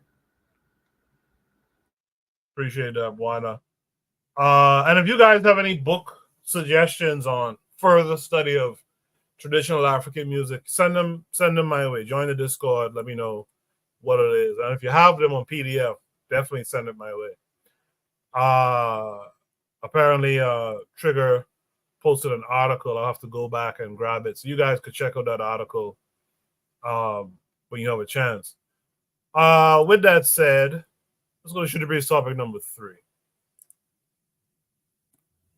Shooter Breeze topic number 3 says, Rabbi Solomon Friedman, this is a complete departure from what we just talked about. Rabbi Solomon Friedman explains strategy to normalize porn in the West. This came with a link that takes us to Twitter. So this is from the AF post. It says, owner of Pornhub, Rabbi Solomon Friedman, explains strategy to normalize porn in the West. This is a 3-minute video. We'll watch it, then we'll discuss it. Out of all the businesses you guys could buy, why did you guys target buying Pornhub? Yeah, so we saw an extraordinary opportunity. The fact that it's newsworthy or noteworthy that we've made the acquisition, that should tell you that this is a space that has not had mainstream investment, right? That it's a space, I always said, when we looked at the business, it's a business that's legal. Not only is it legal, but in every Western democracy, it's constitutionally protected. It could not be outlawed, even if you wanted to, but it doesn't have that legitimacy. And one of the reasons for that, and as we started to examine the business further, was that nobody wanted to say we are the owners of a major adult company, right? Everyone, they wanted the benefits of owning a major adult company. It's a profitable business, but nobody wanted to be out front and engaging with other tech businesses, with government, with law enforcement, with regulation in that sort of way that the modern tech industry has to. So we saw in that this arbitrage opportunity, right? Where if people who come from the mainstream professional networks, whether it's law enforcement, tech, finance, et cetera, this is an opportunity to really bring this industry into the 21st century. We saw an extraordinary opportunity to do that with this, this jewel of an asset, Pornhub, but obviously the entire company. I love it. You said jewel of an asset.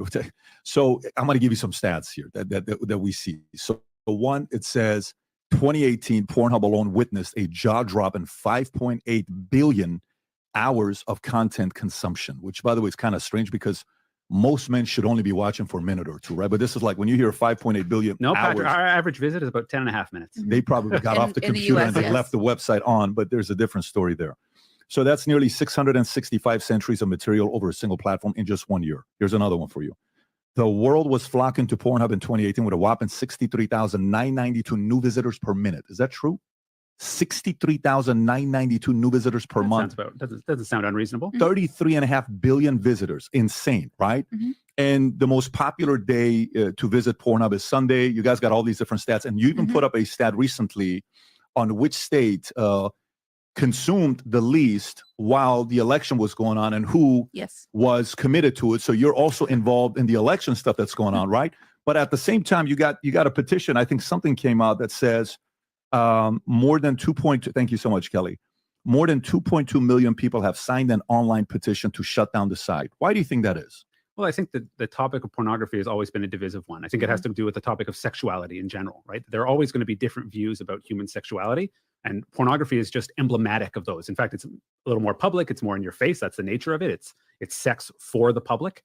So you're going to have people who have really deeply held convictions about the proper place of sex in our society, and that's a good debate. There's nothing wrong with that debate. But you take 2.5 million signatures, we have 130 million daily active users. So people have voted with their mice and with their feet in terms of where they're going to go. But of course, it's going to be a subject of public debate. Very interesting. Again, Rabbi Solomon Friedman, right? Owner of Pornhub. I believe this had another part to it. So yeah, this person, Imperial Groiper, posts this. He says, merchants of filth. So apparently one Al Goldstein, the publisher of Screw, said the only reason that Jews are in pornography is that we think that Christ sucks. Catholicism sucks. We don't believe in authoritarianism. Pornography thus becomes a way of defiling Christian culture, and as it penetrates to the very heart of the American mainstream. That's an interesting statement. So the main question I think I have for the out of all the panel, businesses you guys, not only what are your direct thoughts on not only I'd like to know your direct thoughts on what you saw, but what do you think it's ultimately for? What does rampant pornography do to a society, do to a culture, in your estimation? I'm going to start with Buana on this one. Buana, what say you? Oh man, you're gonna get me in trouble tonight. First of all, let me say this: I am not anti-porn. Matter of fact, after the Shoot the Breeze, I might catch a flick later on. But let me just say this. It's interesting that the Patrick David Bet, who is he says he's a Christian and a conservative.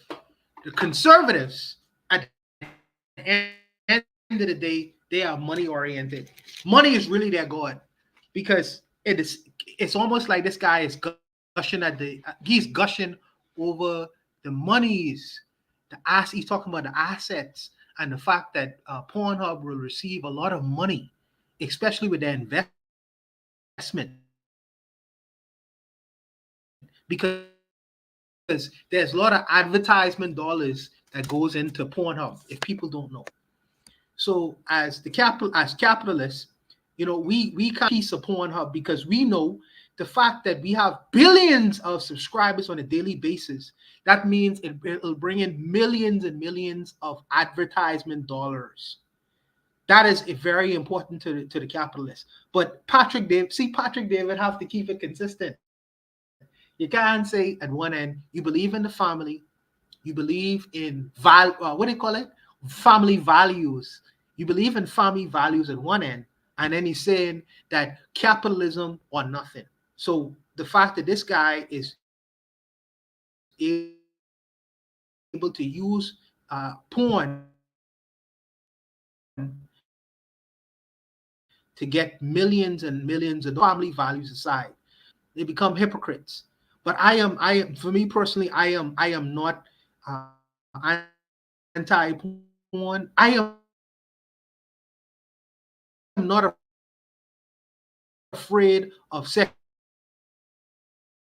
sexuality and sex. I am not afraid of exposing the female's body, because I believe it's a beautiful thing. Exploitation, what that exploitation actually means. It depends on who you're talking to. And you have to ask the women themselves, do you feel like you are being exploited? Because they say, well, I'm making $100,000 a year doing something that I enjoy doing. And some say that. So it's like, well, they feel like they're being exploited. So it just, that word exploitation, it just depends on whose mouth the idea of at 33 billion subscribers means a lot of money. If I started generating, a lot of money is going to come to them. So I think that we have to decide where we want to be, where we want to actually fall. where we want to actually fall. But I say that the conservatives are really making themselves into huge hypocrites, because these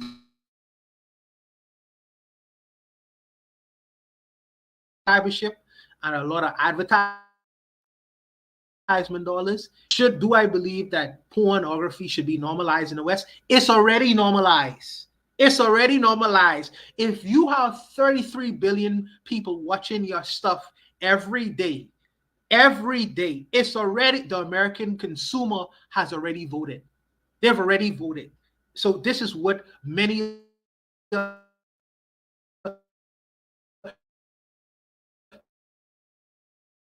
they don't admit to it. Western consumers, not only Western, because I watch porn too. Western consumers internalize these kinds of imagery. Should we take this and use this in our daily lives? No, we shouldn't do it. I don't think it's a bad thing, because most black women are into certain things. Anyways, but I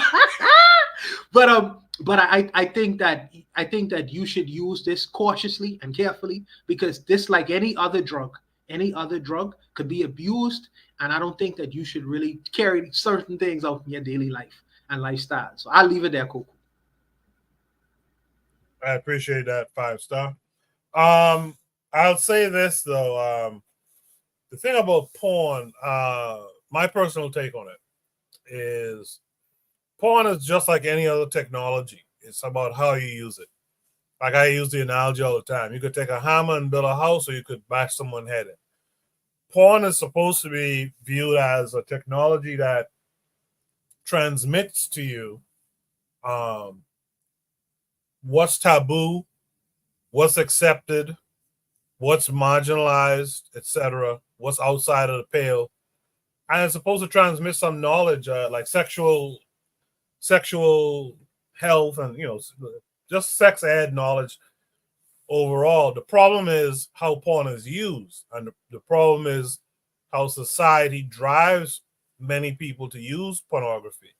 It's become this crutch, as Trigger Happy pointed out in the chat.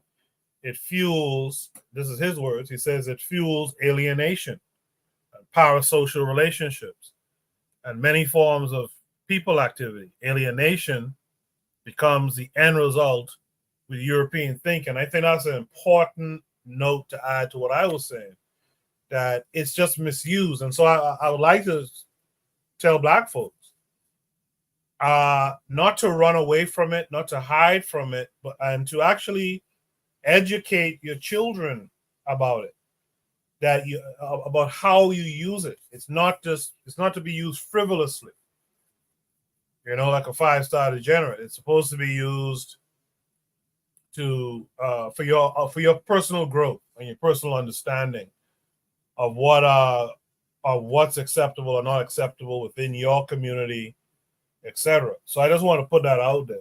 I'm gonna go to Jose next. Jose, what say you? I have a total different view. I think there's a lot of psychological. I'm looking for words. It's like something is under pressure, right? Something is under pressure, and under that pressure, I don't know. I don't know how to.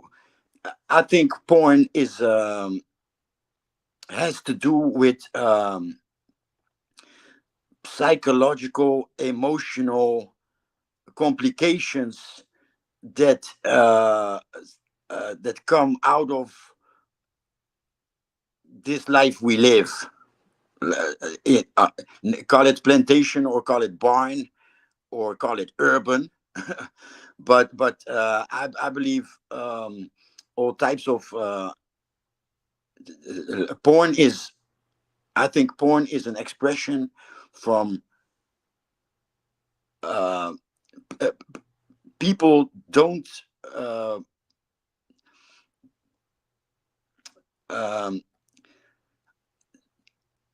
I'm looking for words, but let me do it with the words that pop up, and it may come across a bit edgy, but I think porn has a lot to do with frustration. I think, and of course, I'm speaking for myself. Everybody speaks for himself and what he thinks, but I personally, I think watching porn, the type of porn that I watch, has to do with the past 55 years, and I am 55 years, and I think what I watch has to do with frustration, and so of course I'm going to project that on all people, but what I've come across is that reaction that Jews do it on purpose to undermine other religions or cultures or more moral values. So that in my view, that underlines what I think. So they target and fuel frustration in the fundament of family, in the fundament of human beings, human social interaction. So I see porn as undermining constructive human interaction. That's in short. Thanks. All right, I appreciate that, Jose. With that said, let's go to Anthony. Anthony, what's you? Yeah, cool. Okay, let me see how I'm gonna go like this. Okay, I pretty much agree with what you're saying. Okay, with that being said, okay, let's keep it real. As a young man, I'm 57 now. I'm 57 years old now. But I'm saying, as a young man, of course, like many young men, many black young men, I'm just talking about our people. Yeah, of course, when I was 17, 18, I was 16, 17, yeah, man, we used to sneak and look at porn videos. You know what I'm saying? Because, I mean, at that age, you're young, you just jumping off the porch. You know what I'm saying? And for a time, it became like a thing. Like, man, give me some porn video. Look at porn videos. That's better. I mean, I did it. I looked at it. But I'm saying, when I came into consciousness, though, when I came into first of all, I want to preface this by saying, that's their nature. Those Europeans, that's their nature. I mean, they degenerate by nature. I mean, I think for them, it's money. It's a business. Like I say, porn is a multi-billion-dollar business. So yes, it's the money. It's the money that's supposed, they do it. They'll do anything to make a dollar, to make money. If it's some money involved, yes, they're gonna do it. But I'm saying, but at the same time, we know that's their nature. They some degenerate motherfuckers. They degenerate motherfuckers. But like, getting back to what I was saying, as I came into consciousness, Coco, Buana, I came into consciousness. I mean, it's a certain thing. Okay, I know good and well, Coco, you got children. I know, okay, even when you was a young man, like I said, me and you, we probably close to the same age. Yeah, we was young men, yeah, we probably sneaked and looked at those movies and stuff like that. But I'm saying, I know for a fact, and I don't know you, I never met you, but I know for a fact, you wouldn't want none of your children involved in that bullshit. I know you wouldn't. Buana wouldn't want his children involved in that bullshit. None of us would want our children involved in that type of bullshit. Okay, to me, I look at it like this. And I go back to when you, Coco, when you and Black Steel used to have the book club. And going back to, my favorite of y'all shows, Dr. Bobby Wright, the psychopathic racial personality. And I think about that part where y'all was talking, when Carl was breaking down menticide. And remember when Dr. Wright said, all this shit, everything, all the subliminal shit, everything they do, everything that you see in the media, everything from commercials to everything they do is on purpose. It's on purpose. It's a reason behind it. They got a reason behind that shit. And I think that like with porn, like I said, once I started coming into my consciousness, you know, and I stopped letting sex, you know, overrule my mind and stuff like that. Cause you know, I mean, if you look at porn, it pushes a whole, I mean, it puts a whole lot of agendas. It pushes interracial shit.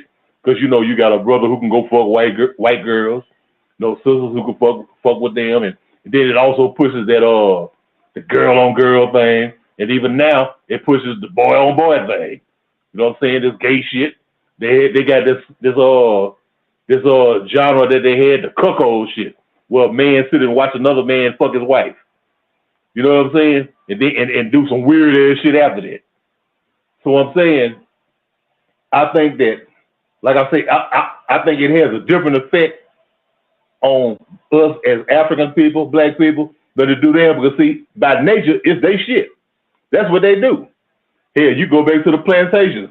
They was raping men and women. You know, them honkies was raping brothers and sisters.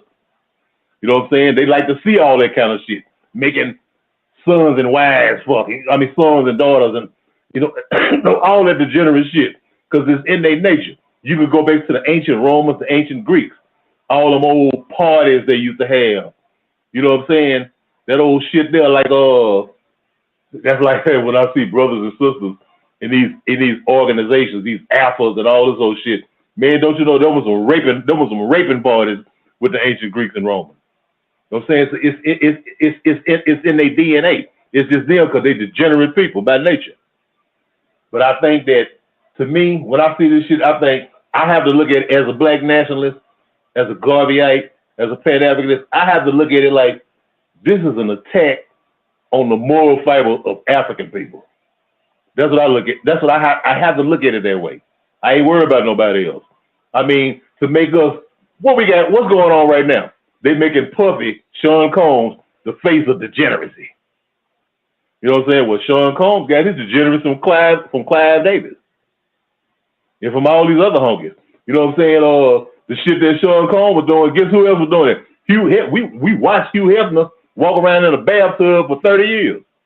I mean, in a bathrobe for 30 years.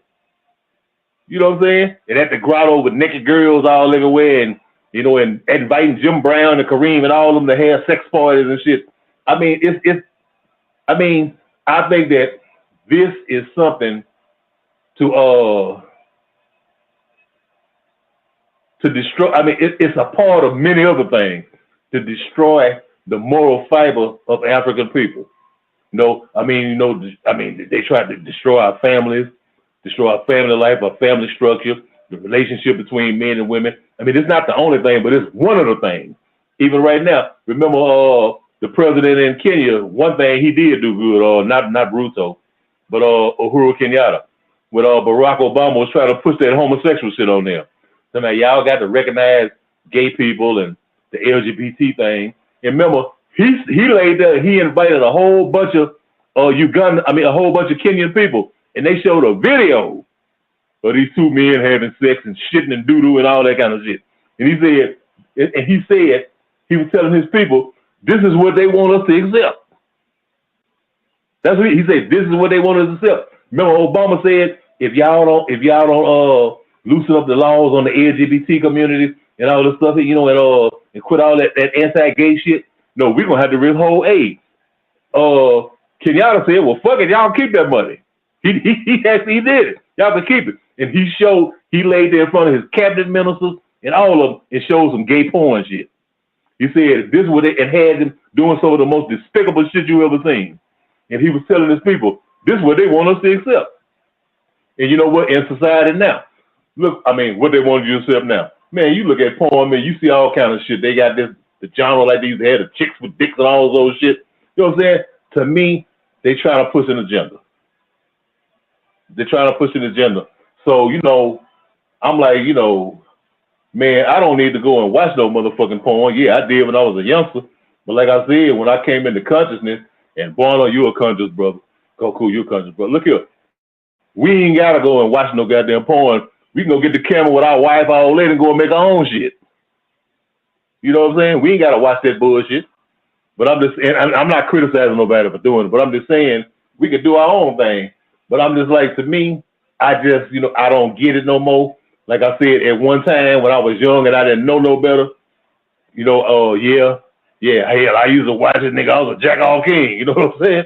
But I'm just saying, right now, I mean, and knowing what I know now, being, as a mature man, a grown man, and a man with consciousness, and love for my people, I don't see where that shit has, where it's relevant anywhere for us, man. You know what I'm saying? I think it's a disservice to us, and I think it's something that operates against us as people. Because you know what? Now you look at, even look at it right now in the music today. You got our young sisters and brothers, like Sexy Red and all of them there. They basically porn stars singing music. All this disgusting shit that they talking about. You know what I'm saying? You got them all right around there. Somebody, I might just do an OnlyFans. You know what I'm saying? You know what I mean? Having sex on Instagram and shit like that, man. I'm sorry for going on so long, but I think it's bullshit, man.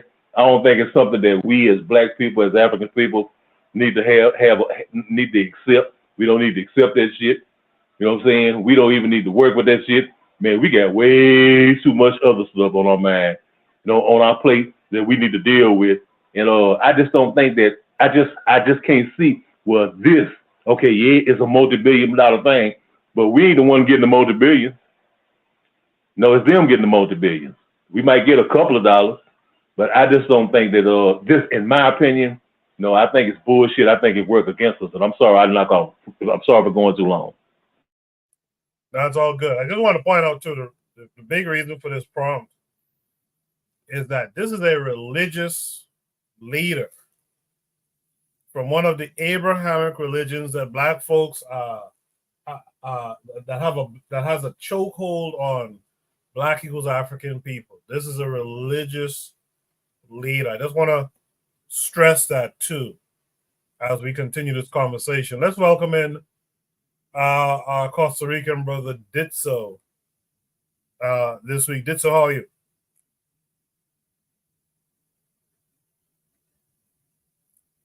Ditso, you're muted if you're talking. You guys got to remember to unmute your mics, please. Yeah, sorry about that. Thank you so much for having me. Thank you again for sharing good conversations in this different matters. This conversation today, I'm just gonna make it very to the point. The use of erotica is as important and as relevant to human history as it is the idea of science or religion.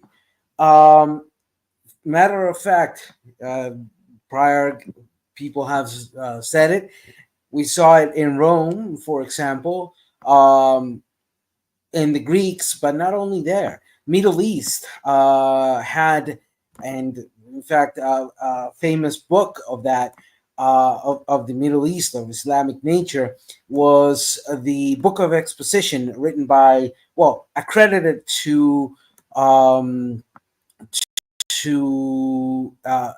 famous writer of that time, of the 1500s, Jalal ad-Din al-Suyuti, 1445 to 1505, if you use Gregorian, or 114445, etc. Actually, this famous writer had at least 23 treatises on various aspects of the sexual arts 500 years ago in the Islamic or Muslim world, or however we want to refer it. Other famous example, the Indians, not the Indians of Farad, or the country normally known as in the Western, the Kama Sutra. So fundamentally, the position has to be an extremely neutral one, in the sense that the use of erotica or pornography that we today call is something that the human seeks out. And any moral imposition on that leads to the risk of bad practices, of exploitation against people, of leading towards criminality or towards the simple exploitation of human beings. That being said, yes, there's a delineation that we must do. Of course, we want to provide correct sexual education to children who are coming up on the and eventually will be adults practicing sex, and also be able to offer to those adults the possibility of utilizing the tools of erotica for their own pleasure. This being said, I do consider that the conversation of modern day pornography as it is cannot, and I repeat, cannot be seen by the eyes of a moral imposition. The Abrahamic religions are extremely hypocrite in regards to this.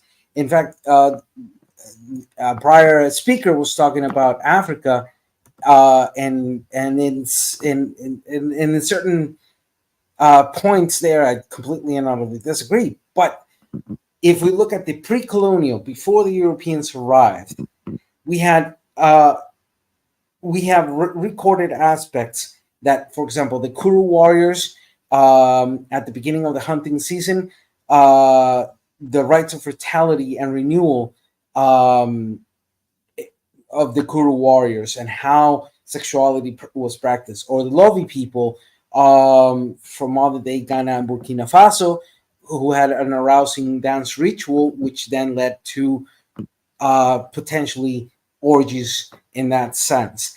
The Oshun, amongst many other examples that we could see, or the pre-colonial, then yes, we could have that conversation of how sexuality changed at the moment of colonial, both in Western Hemisphere as well as in Africa, or including Asia.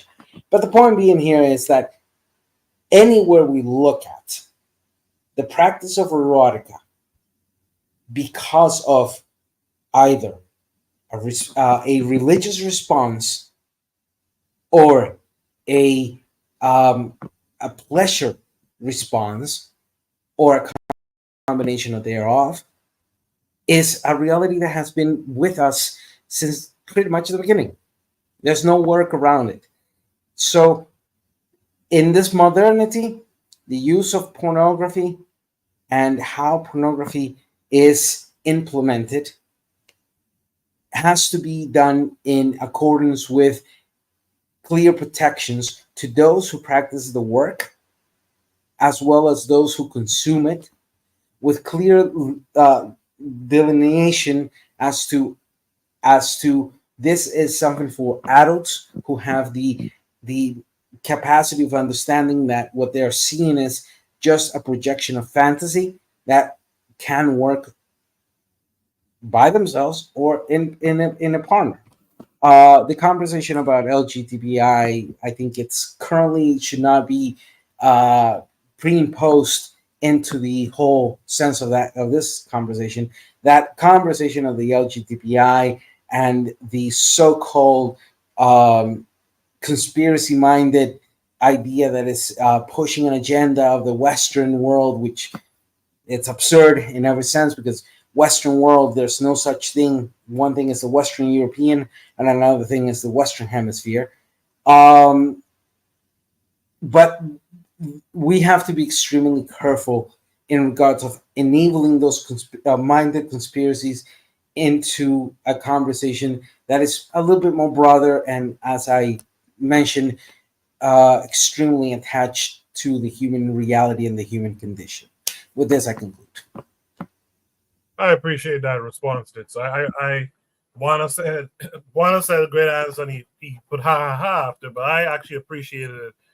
And I think it's in line with what I was saying earlier as well. In fact, I think Trigger Happy Someone needs to mute their mic. I think Trigger Happy is touching on it here. He says, I think sex is important and African culture understands that. I think pornography in its iteration fuels alienation, not just for the viewer, but the participants as well. Two things can be true. He goes on to say the first part of my statement is important because to me, Europeans being prudish about sex is what fuels their degeneracy as well. And that's the thing I'm trying to get at. This is why I say it's a technology, it's a tool that you want to use properly. What's happening now is we have, and black folks are becoming kind of prudish now too, because we're under this system of white hegemony. We become prudish that we don't even talk to our children about it. How many of you had your parents have a real conversation with you about sex, or about sex and pornography for that matter, right? I'm from an island. No one really talked to me about that until I was like much older. Until I was like 19 and checking gals, and someone, my grandfather had some words to me about that stuff. So I'm saying that, listen, like this so said, our people in general, the human condition, we're going to search and seek that stuff out, but we should have an apparatus. We should have a methodology, especially for our children who are coming up and becoming young adults, of how to properly use this thing. If you're going to indulge in it, here's the proper way to indulge in it. I just think that's super important. With that said, that takes us to, oh, by the way, KW7 in the chat says Zeus, the Greek deity, is a chomo. He kidnapped Ganymede. What's a chomo? I'm not familiar. You guys tell me in the chat. But also, let me address Frenchie. Frenchie, thanks for coming through. But Frenchie asked a question early in the chat. It's a conversation about adult entertainment. And Buana engaged with Frenchie, and Frenchie said, I'll leave you gentlemen to it. Now, I just want to touch on that briefly. These are not gentlemen's only conversations. In fact, many times these conversations, in particular this one, should have an African woman giving their opinion on it. Now, I've gone to the lengths to say, hey, Black women, African women, you are invited to join the panel. Click the link. I've done that enough times now. It's supposed to be understood. This is supposed to be a co-ed type thing. But it's been, for some months now, especially, it's been more of a male thing, and that's not really the intention here. The intention is to have a mixed bag. Just like we have people from all over the diaspora, we should have men and women from all over the diaspora. And this is an important conversation. I really would have loved to have heard a woman speak on this particular conversation, but alas, here we are. But with all that said, let's go to our brother Black Steel. Black Steel, I hope you heard everything everyone else had to say. What say you to all of it? I did. I've been listening. I heard Anthony's impassioned plea about porn. And I really liked is it Dan Ditso? I liked his measured response to this topic, because I do believe that erotica, sexuality is an important part of the human condition. What bothers me, I think, is just how ubiquitous it is. It's really everywhere. It's to the point where I don't access Twitter or X at work or around my mother, because you never know when some porn is gonna pop up, right? I believe that what happens between two consenting adults is their business, and if people want to use, and another thing too about pornography, and kind of what turned me off of it in many ways, is that a lot of the women and men, but a lot of the women involved are coming from a history of abuse, right? So many of these young women who get involved in that lifestyle, they've already been exposed to some level of sexual abuse, sexual predation. So you're looking at really a lot of damaged people. Not to say that there aren't some women who just like to have sex, some men who like to have sex, and that's perfectly fine. But I think, to me, what kind of turned me away from it was that realizing, these people were coming from abusive households, who were molested as young girls, as children, and now we're seeing the effects of that. It makes them, sexually promiscuous. But that, to me, is why, you just say all things in moderation. I'm not saying it needs to be cut out completely, but two people consume. If you want to, do with your lady or with your man, I'm not anti-LGBTQ. If it's two grown adults, do it. That's y'all business. I don't really care. I'm not gonna join you. But that's what y'all want to do. Y'all have at it. Okay. But I do think that because it's so everywhere, and it desensitizes people to it. And let me get a little vulgar with it too, right? There's too much of a good thing, right? And if you expose yourself too much to that, then when you have an actual person in the bedroom with you, here you are trying to do some porn moves, right? Here you are trying to, pull off some stuff you've seen in the video. And the stuff they do in videos is done for theatrical effect. It's not really practical, right? The whole thing, putting the girl's leg up behind her head or putting her on the ceiling fan, all the other stuff, that's not feasible in real life. That's something that is done for effect. The person you're with pleasure isn't in mind. It don't have in mind. You jumping up and down somebody's esophagus like a pogo stick. That's not what this people is a really. sick Negro.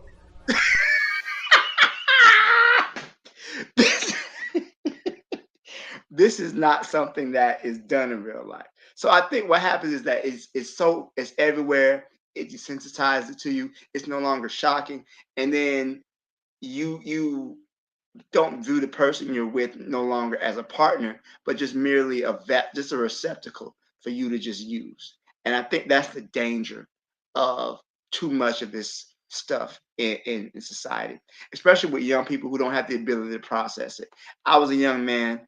I know all about Janet Jackme and Pinky and all the other people, and Cherokee the Ass. I know, but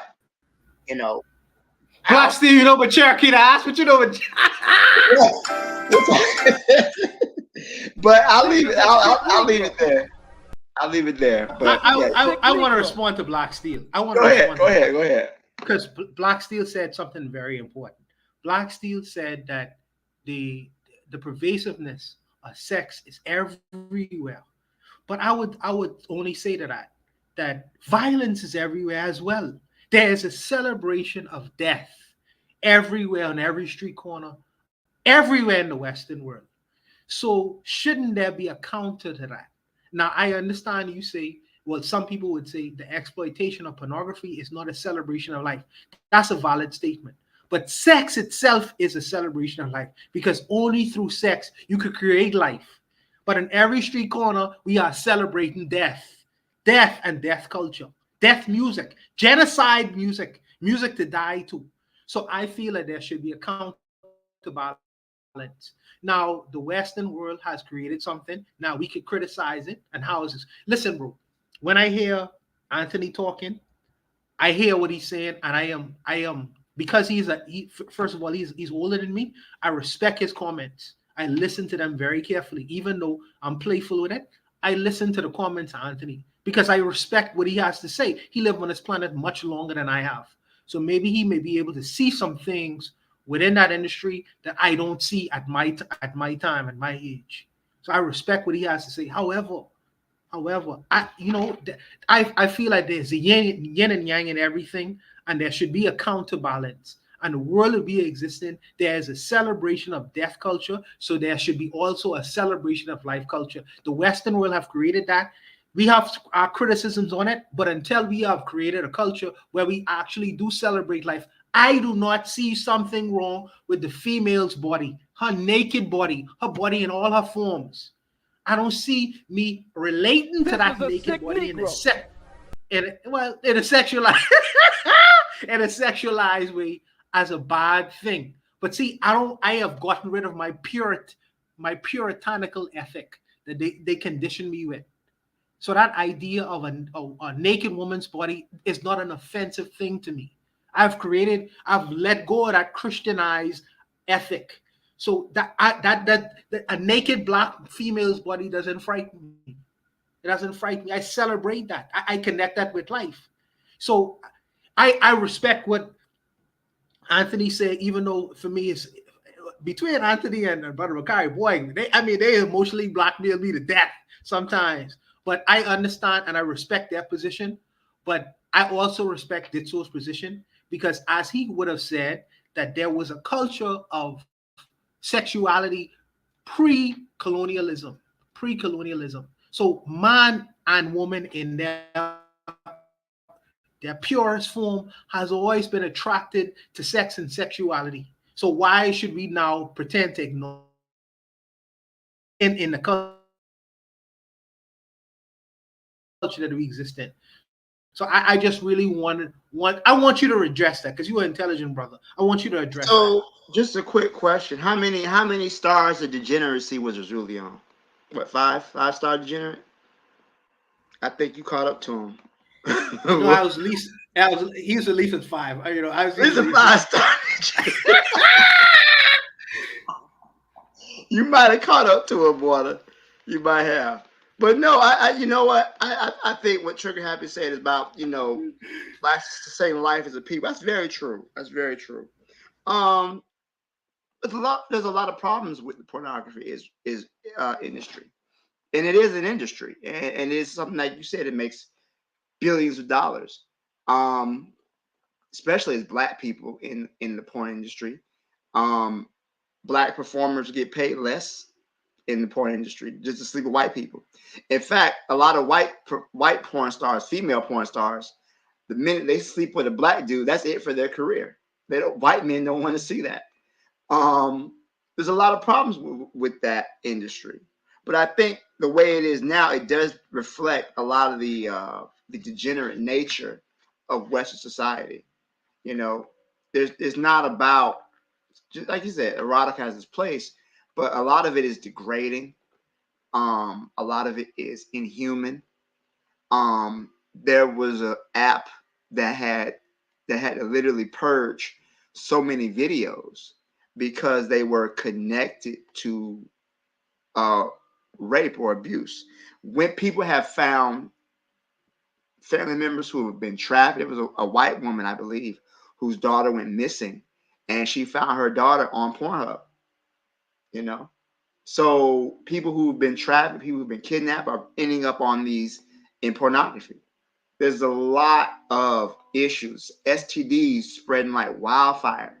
This is supposed to be a industry where it's probably tested sexually every couple of weeks for STDs. It's not happening. It's not happening. A lot of these young girls who are coming out of high school, not even trying to do nothing, not getting a job, not going to college, going straight to porn because of because of the attraction of this easy money, not realizing that it's not something everybody is not built for this life. There's beyond just the physical. There's also a spiritual and a emotional connection to sexuality that I don't think is discussed enough. And when you do things like this, you leave yourself open to all type of negative emotions and feelings. And there's a number of pornography stars who commit suicide.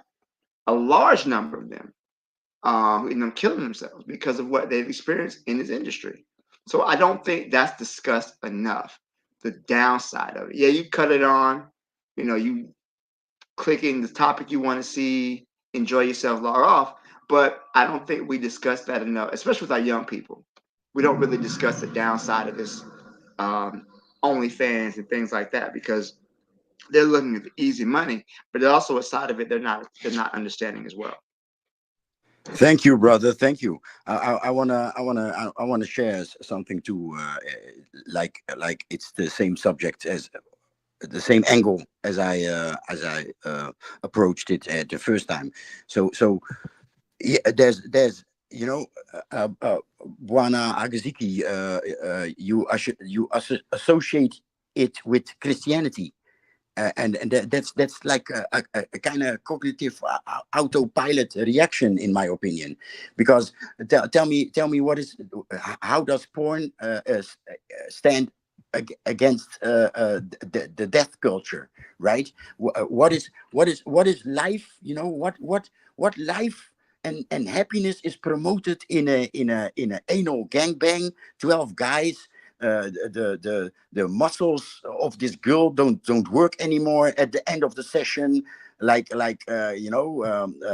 saw something on X a few weeks or months ago about this girl talking about her first anal gangbang, and the girl that went before her. She walked out of the set with shit This is a coming sick out. Negro. Yeah, that's some sick shit. That's not life, right? What I'm trying to say, and I feel like forced, like to be more explicit about what I earlier tried to say. When I was young, right, in my early 20s, I used to watch anal, right, women being taken anal.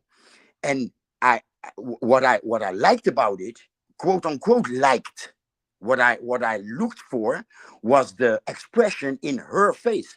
And that's kind of fucked up, because it's there's something about dominance. It's not erotic. It was not erotic. It had more to do with dominance, frustration, in other, again, psychological, emotional complications. So no, porn. I yes, I watch it. I watch it, preferably with a partner. And this year I had something with somebody that clicked. But when it came down to it, I was more into what this other person and me could do together, as in producing. But the whole intention, the whole thing was about porn. So yeah, I enjoy sex, right? I have my freak. But let's be honest. Let's be serious. It does damage the fundament of what a woman and a man can do with each other. You can please each other in many ways, but that's not, what we see on these porn sites is not that. You have to really look for, you have to look hard to find some quote unquote decent man female interaction. Let's be honest. I'm sorry. If I could intervene in that, if possible. Stay aside. Let's be brief, because I do want to get to another topic before we shut out. So Ditso, go ahead, and then whoever else wants to say something, follow right behind Ditso. Okay, so gonna be fast, and I'm gonna resume a couple things. One, the idea of the Western world is actually a farce. Not only is a farce in the sense that it involves Eurocentric perspectives, which it mixes with the Western Hemisphere. Those are two completely cultural different worlds, and has been so for a long time. The problem there is that association of the United States with the Eurocentric sense. However, we cannot deny one simple thing: the influence of Abrahamic religions on the development on education of sexuality has been entirely negative. Has been pretty much responsible of perpetuating stigma and perpetuating stereotypes in regards of sexuality in itself. Second, if we look at modern day development of in the last, I would say, 60, 70 years of pornographic or erotica through the concept of this industry that today is strong. The positive is that they are more and more trying to self-regulate. However, we saw that the excuse on Measure B in California was a bit absurd because Measure B was pretty much saying to make the use of condom obligatory on the scenes that they were doing. There are in modernity, we have to be clear on something. In order for industries to not fall into the exploitation of individuals, to not fall into the trafficking of those individuals, to not fall into horrible practices against the labor who gives that billions of dollars into reality, we have to ensure that clear and concise rules are set and clear and concise punishment for those who break those rules are set. And we must do this ensuring the clear division of state and religion. Religion must not ever have any say whatsoever in the development of those policies. And very concise. With this, I conclude. I consider that the Western Hemisphere versus the Western European nations are not based on death. They're based on hypocrisy, and they're based on imposition of moralistic principles that clearly show that they are the route towards tyranny. And those moralistic impositions as a counterpoint against freedom, against democracy, against the republics, shows to us the dangers of enabling moralistic, hypocritical positions based on prejudice, stigma, and stereotype that then become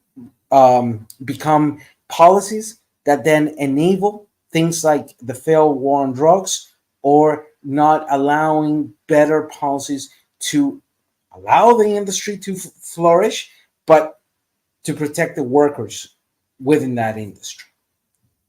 That's all I have to say. Appreciate that, Did. So does anyone have any last thoughts? And let's keep it to the topic at hand. I'm giving you a round of applause, bro. That's such a brilliant analysis. Such a brilliant analysis. But look, like I say, for the other brothers who also gave their explanations on their positions, I respect your positions, but I just understand where, not because y'all consider me a 5-star degenerate, but because I understand the historical understanding of what Ditso is trying to say, even culturally. I'll leave it, Coco. Appreciate that. I guess there's no other last thoughts. Let's go into what'll probably be the last topic of the night. I actually had another topic here, but I thought that this topic would probably be more important, so to speak. Should be topic number 4 tonight. We stand with Kemi Seba. This came with a link as well. It takes us to YouTube. Let me just fix it. Takes us to YouTube. We'll watch about 10 minutes of this, and then we'll have a discussion. Thank you for your presence. Today we are confronted with a situation that is very troubling when a man is found guilty for having written books and made speeches. Kemi Seba risked 30 years in prison in France as a lawsuit being made against him by the French state in response to his position against neocolonialism and against the abusive regimes of the France Afrique, as displayed in West Africa.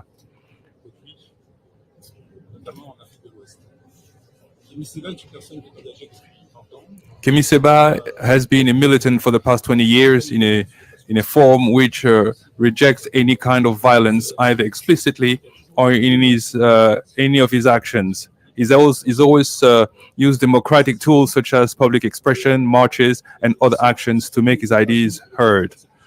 I say this without any exaggeration that he is a victim of persecution. First, he was arrested on many occasions on the western part of the African continent in the puppet regimes which serves France's interest rather than the interest of the African people. For those who may not be aware, Brother Kemi Seba has been arrested and deported and banned from Senegal. He has also been arrested in Burkina Faso before Ibrahim Traore took over. He's been arrested in a number of West African countries, brothers and sisters. So I just wanted to clarify that for you before we go forward. Let's continue with the press conference. In addition, as a result of his militant commitment, he was deprived of his nationality, which was revoked in a measure which was introduced by Edouard Daladier under the Third Colonial Republic, who signed the Munich Agreement and created the concentration camps in which the Jewish militants were detained. This is ruthless measure coming from the colonial orders of the single state and double status, which were created based on the color of your skin. These measures are today used against a person simply for his ideas, his fight for freedom, and for his words. So I need to do more research on what Juan Blanco has just said, but effectively what he's saying is that Kemi Seba was arrested under a colonial law that was designed, specifically to persecute dissidents against the French state. Now I need to do more research on that, but just note that, and when we have the full translation, we'll come back and bring it for you, brothers and sisters, and clarify all of the details. The revoking of his nationality is a measure which had not been taken since the 60s, and it was only taken a dozen of times without the use of jurisprudence. Kemi Seba refused to back down, to beg for anything. He accepted the decision and responded in a symbolic and transparent fashion by publicly burning his French passport, and he continued to defend his position since his 20s.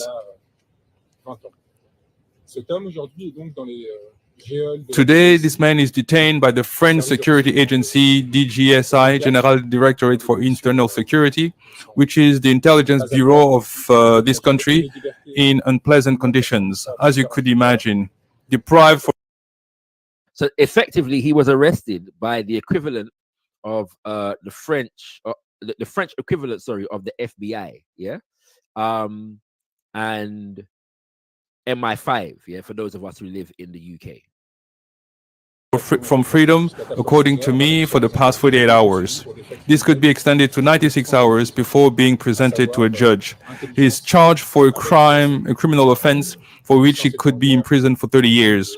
The offense being the sharing of intelligence with foreign powers in order to provoke acts of violence against France and the interests of the nation. So the charge, because many people, when Brother Kemi and Brother Heru were first arrested, nobody knew exactly what the charge was. A lot of the reporting didn't carry a charge. It was unknown what exactly they were being charged with. They were being charged with feeding sensitive information to foreign governments with the intent, to incur and inspire a violent reaction, brothers and sisters. This is what they were being charged with. And that charge carries a 30-year prison sentence. Okay? So now Juan is going to go on to share some very important information, though, about this particular charge, and its context. The measure is for the military and is intended to be applied on soldiers or civilians. We saw this in the past where sensitive documents such as nuclear plant maps were stolen by people who worked for the intelligence agency. Of course, this is not the case for Kemi Seba. This measure could only be applied to situations of provoking an armed conflict or you feel an existing armed conflict against France, or you try to destroy the security of its territory. So effectively, this law was created to prosecute people who are working for the French government and its intelligence agencies. Yes, if you are in such a role and you share sensitive information, yeah, with foreign governments and or intelligence agencies, you will be charged with this law, and the full extent of the law will be imposed upon you. Okay, but the law is supposed to be for people that are working in such positions, is what Juan Blanco is informing us of here. This measure could only be applied to situations of provoking an armed conflict or you feel an existing armed conflict against France, or you try to destroy the security of its territory. Therefore, this is a particularly serious measure which does not apply to Kemi Seba. Another condition against Kemi Seba is the secrecy. Kemi Seba has never operated undercover. To the contrary, he was often being criticized for openly teaming up with numerous geopolitical partners who act as a counterweight against the US and the West in general, such as Venezuela,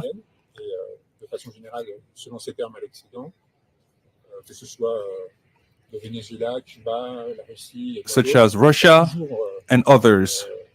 He has. Now, brothers and sisters, you will know that this is becoming a trend. We remind you of the situation regarding African Stream and the fact that they were effectively shut down on a number of different platforms under the charge from the US Secretary of State Antony Blinken of being a satellite or agents of the Russian state. Yeah.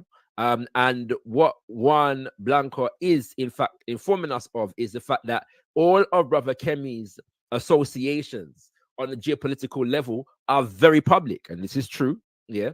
And he's also true. He's correct to say that some have criticized him for this. Even some of his supporters have been critical and or cautious about some of those associations. But it is also true to say, as he said, that these are all public. Yeah, none of this is hidden. There's no cloak and dagger behind these things.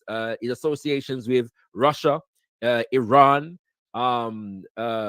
Venezuela, and other nations is very, very well known to everybody. Yeah, so there's no secrecy involved in this, brothers and sisters. He's always emphasized the value of his geopolitical partners to help in the emancipation of the people of Africa, and never as a tool to be subjugated to another power. To that effect, he reminded that recently to the Russian authorities in Russia, in a public speech watched by millions of people online, in which he told them that if they were expecting to replace the old colonialist, therefore they should neither count on him nor on the African population, who would not hesitate to tell that they mean business. From this, a pretext is fabricated to destroy this man and put him in jail. And also, as a revenge, many French leaders feel following the collapse of their France Afrique policies, which funded the African and French elite for so long. So just to clarify, because there may be brothers and sisters in the audience who don't understand or don't know of the context of the franc CFA or the Franco-Afrique or the CFA franc, yeah, which is effectively a French currency that has been imposed as a neo-colonial tool on nations that were formerly colonized by France since the 1960s. And Brother Kemi Seba has been at the helm of the movement in recent years against this currency, trying to remove this currency from use in about 14 African nations, yeah? And because of that, a mass movement has been arising in many of the French-speaking African nations. And Brother Kemi, as well as Urgence Panafricaniste, as well as our sister Natalie Yam, and others have been at the helm of that particular movement. And that has only risen even further with the alliance of the Sahel states and Niger and Mali and Burkina Faso criticizing this particular currency and moving to remove it. Yeah, in fact, even before that, there was some dismantling of some of the frameworks around the CFA franc. It was also a part of the campaign of Diomaye Faye and Ousmane Sonko in Senegal. Yeah, and another day soon we're going to be going into exactly what is taking place in Senegal. Just to say for today, however, that a significant point in their platform was the severing ties, yeah, rupture, yeah, severing ties with France, the neo-colonial government of France, and getting rid of the CFA franc was a part. Yeah, so I definitely wanted to play enough of that where Shakara, touches on the idea of what when the French say French interests, that's what they're talking about. That last part with the CFA franc, that's what they're talking about, the French interest. So just wanted to make sure to get that in there. So should be something before it says we stand with Kemi Seba. Let me mix it up a little bit. Let me start with Anthony this time. Anthony, what say you to what you just heard? Yeah, brother Kogo. It's some kind of disconnect.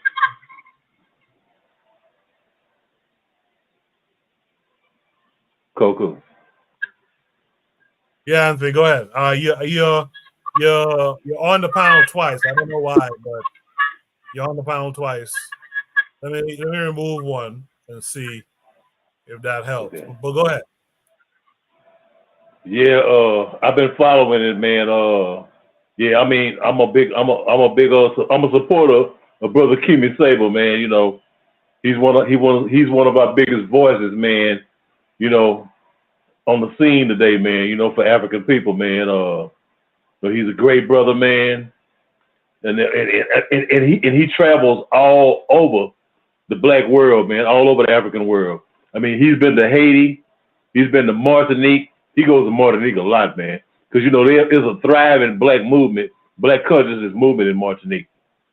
And all over France, it's a thriving movement all over France, and and with everything that's going on now in France, trying to hold on to his to the neo-colonial empire that they have in Africa, and with the brothers in Niger and Mali and Burkina Faso saying the hell with that shit. You know what I'm saying? And with African people in France, like I'm saying the hell with that shit too. You know what I'm saying? Yeah, I have much respect for him, man. Plenty of respect for him. And I think that we need to rally around him, man. Rally around him and do whatever we can.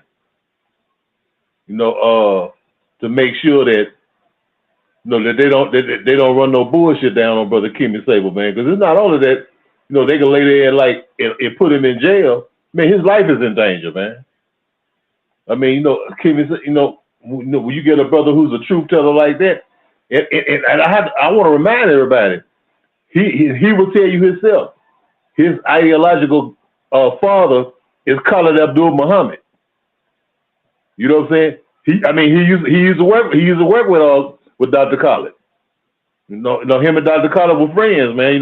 That's his ideological father, and he'll tell you that. I mean, they had a real close relationship, man. So, but yeah, man, I believe in Brother Kemi Sable, man. I know we got to support him. His wife is a brilliant sister too, man. Who's supporting him. in every way that a wife should support her. She's a great woman, and yeah, man.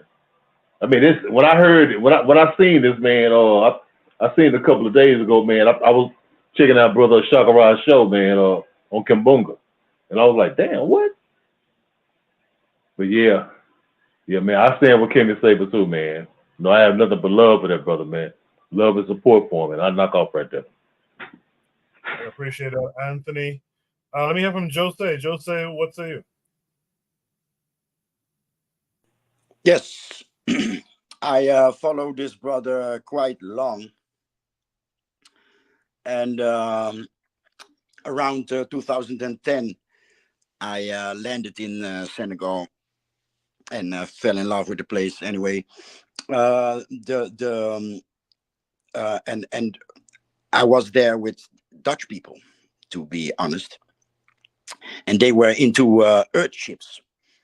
And I came across the brother on that frequency too, and he was promoting some project of a small head north of somewhere between Dakar and Saint Louis,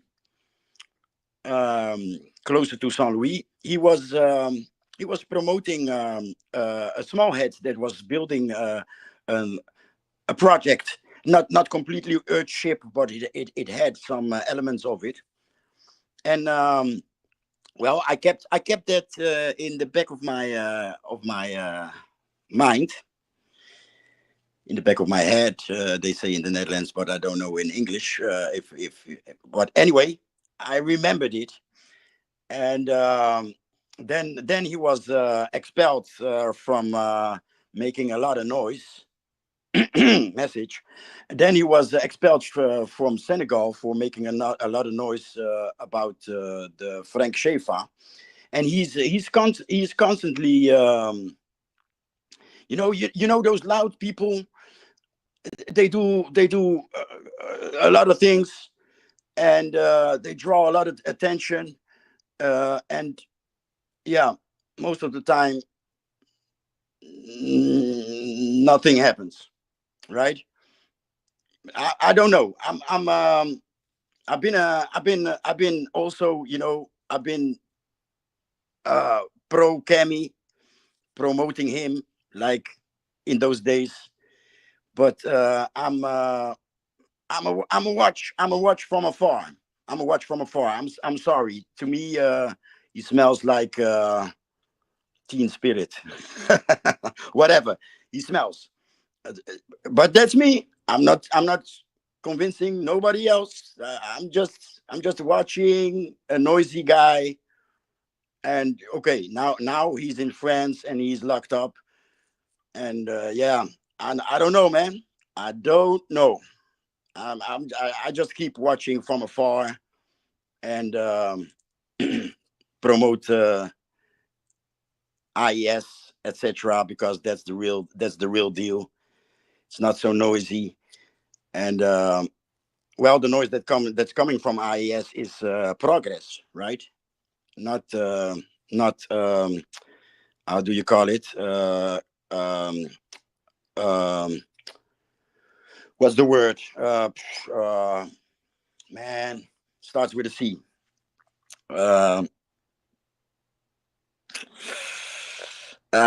Let me just use the word conflict, but it's not the word that I was looking for. But a lot of conflict, a lot of jugu around this guy, and I don't know.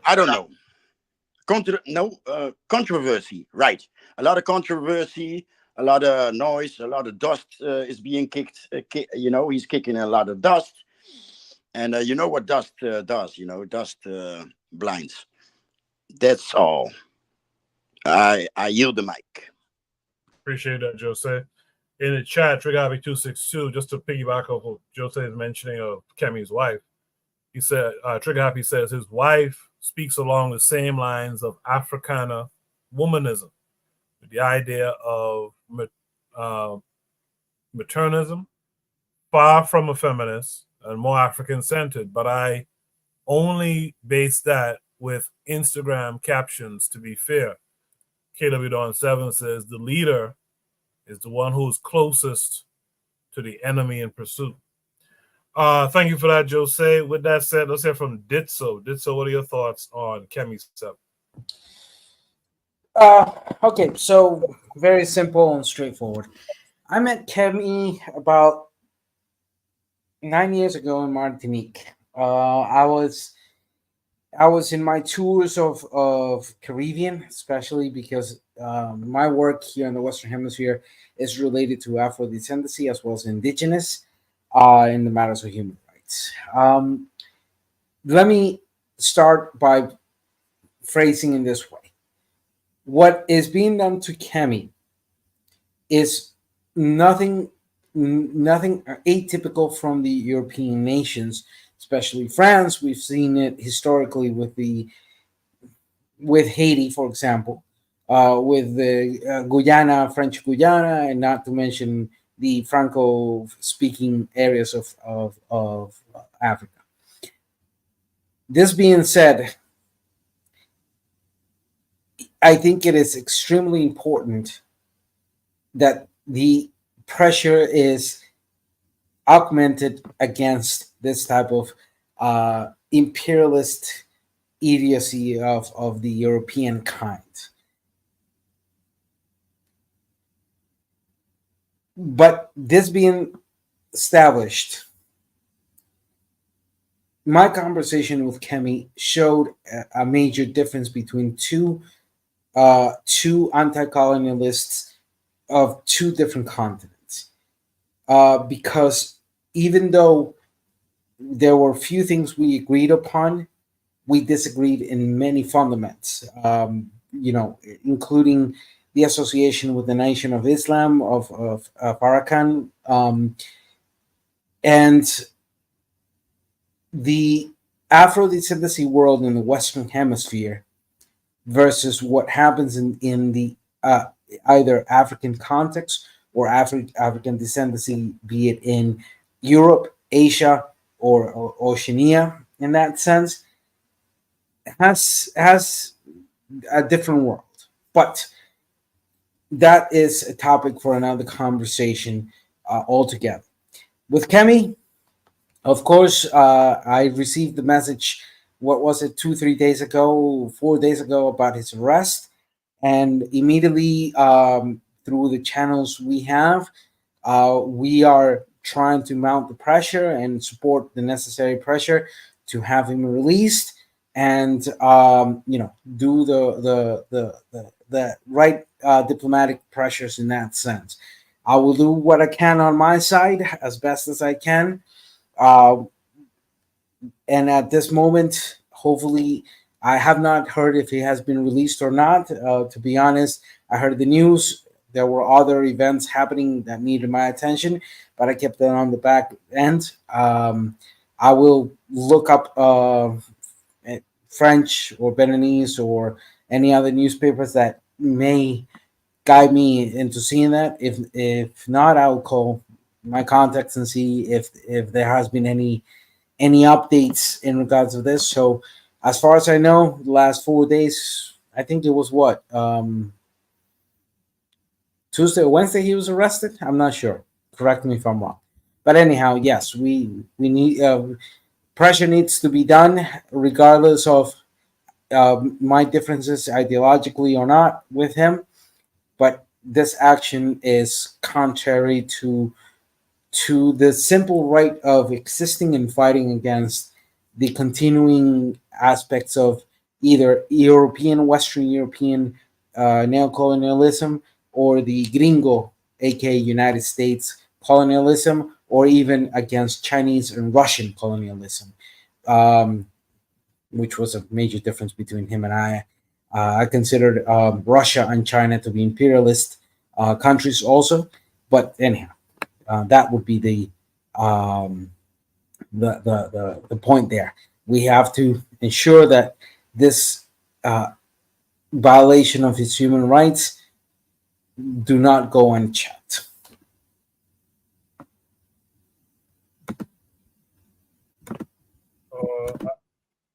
Okay, I guess Ditso's done there. Thank you for that. With that said, let me hear from Black Steel.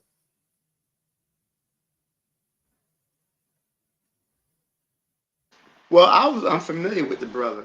But I looked while everyone was talking. I did see he's been released as of October 17th, so he's out with no charges. So yeah, I definitely stand with him. He definitely is a voice for African people.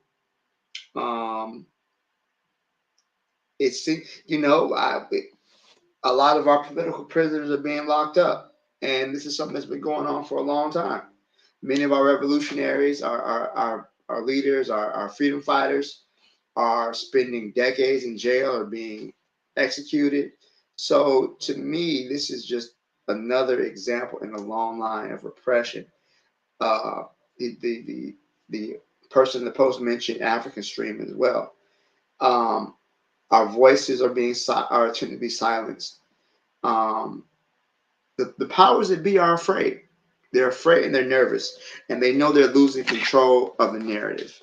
And they don't like that. They don't like the fact that the people they've oppressed for so long are speaking out. They don't like their organizing. They don't like their plotting their downfall. They don't like that. And when I see these situations where people are being arrested for speaking out and they're being put on fallacious charges, these are the actions of a frightened person, a frightened society. Like they know they don't control us the way they used to control us. They can't get us to do what they want us to do anymore. And that's why you start to see a lot of these reactionary groups starting to come about, because they know that more and more African people are waking up. It doesn't matter who you lock up. It doesn't matter what channels you try to delete. It doesn't matter who you kill. In the words of Fred Hammond, you can kill a revolutionary, but you cannot kill the revolution. And that's the reality that the West is coming to terms with. And that's why they're starting to attack so many of our people for speaking the truth. So I'm glad he's out now. He needs to watch his back, because I think they may try to send him to the upper room next. I'll leave it there. Yeah, I have that feeling as well that the next thing is they're gonna try to take that brother out. With that said, last but not least on this topic is Buana. Buana, what say you?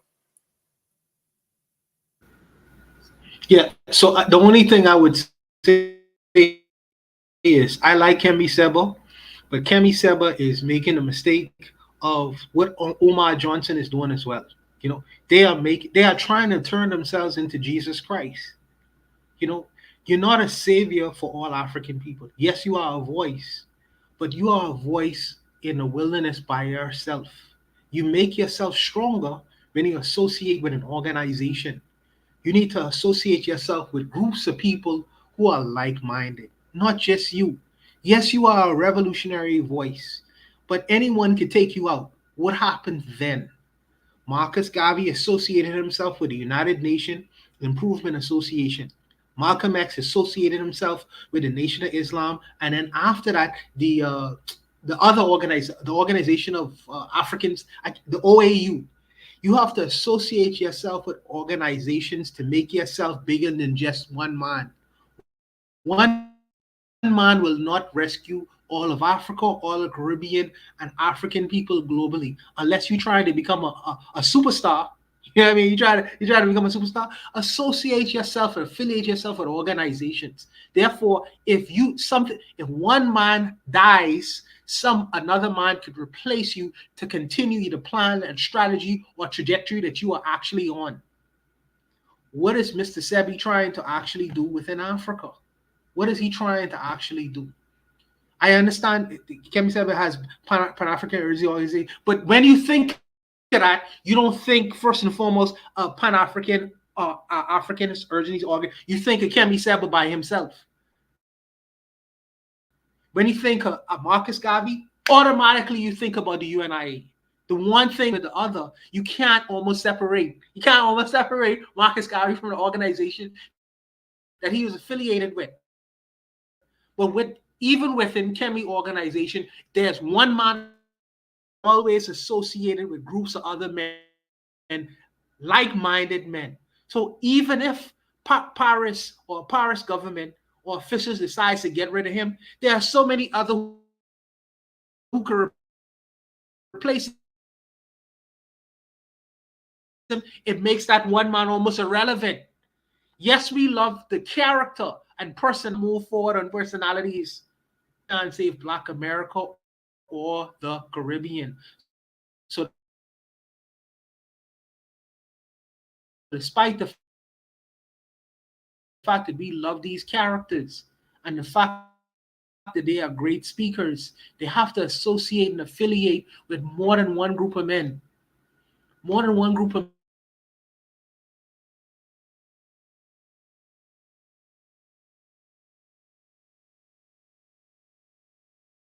issue that is very important, a very important one.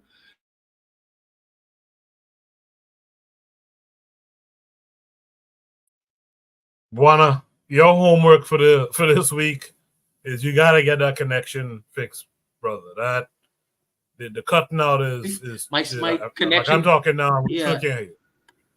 All right, you gotta get that connection. Man, it's bad.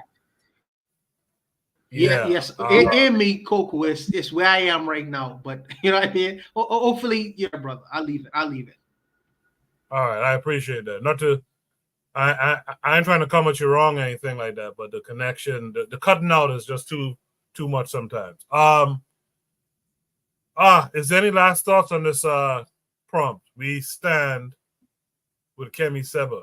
By the way, Trigger Happy 262 Plus points out, as Shakara was pointing out, that Kemi Seba has the Pan-Africanist Urgency Organization he's a part of. So he's not solo dolo as much as some might think. Does anyone have any last thoughts on this prompt? No, just thank you for giving us the news that he had already been released. I was still working on the news that I was received 4 or 5 days ago. So glad he's out, and now, each of us continuing our works in our own respective fields. Another day we'll have a more further discussion of that difference between Pan-Americanism and Pan-Africanism, and the reality in regards of how the ideology in Afro-descendancy in the Western Hemisphere is very diverse. So anyhow, I'm glad that he's out. Keep on the fight. I wanted what I wanted to add as last words is, you see, he's free. Think. But you know, keep supporting the movement, but keep an eye on this guy. That's what I want to say. Yeah, I was picking up on that on what you were saying there, Joseph. By the way, I know you just joined the Discord. Just navigate yourself to the podcast area where it says, the channel says Shoot the Breeze, and you can post topics, make the prompts concise, and add an attachment from either YouTube or Twitter or something like that. You can post topics that concern the Black equals African diaspora within Latin America at any time you want. I'll put them up as well. Thank you. No problem. I'm guessing there's no other last thoughts here. So before you guys leave the panel, do me a favor. Let's do some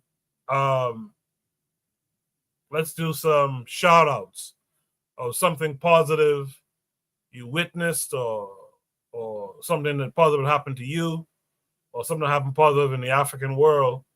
Let's get some shout outs. Chat, I'd like you guys to give you a shout out as well. I have mine. Mine is a shout out to Maurice Bishop, but more on that in a second. let's hear from Black Steel. Black Steel, what would you like to shout out this week? I want to shout out my community. We recovered from a really bad storm and things are starting to get back to normal. But we really reached out to people, people who needed help, people who ran out of food, people who just needed some place to stay. There was a lot of support from the community. So shout out to everyone. Appreciate that, and thanks for coming through, Black Steel, as always. Jose, what would you like to shout out this week? Shout out to us worldwide, that we may step aside on time, because I'm seeing them, I'm seeing them radicalizing. It's always more comfortable to kick down and look for a scapegoat than to remove the hand that feeds you. And white folks are lied to just like everybody else, but they will never see the truth, because they are the image of good and beautiful, etc. So they have a huge problem. But as we have never been part of their imagery, so we have never been part of their market. Let's get out of their markets, out of their countries. They are about to kick each other's ass, nuke each other's cities, and we are urban people. So let's get out on time. Let's let them fix each other, and let us, with a young population, repopulate the world again.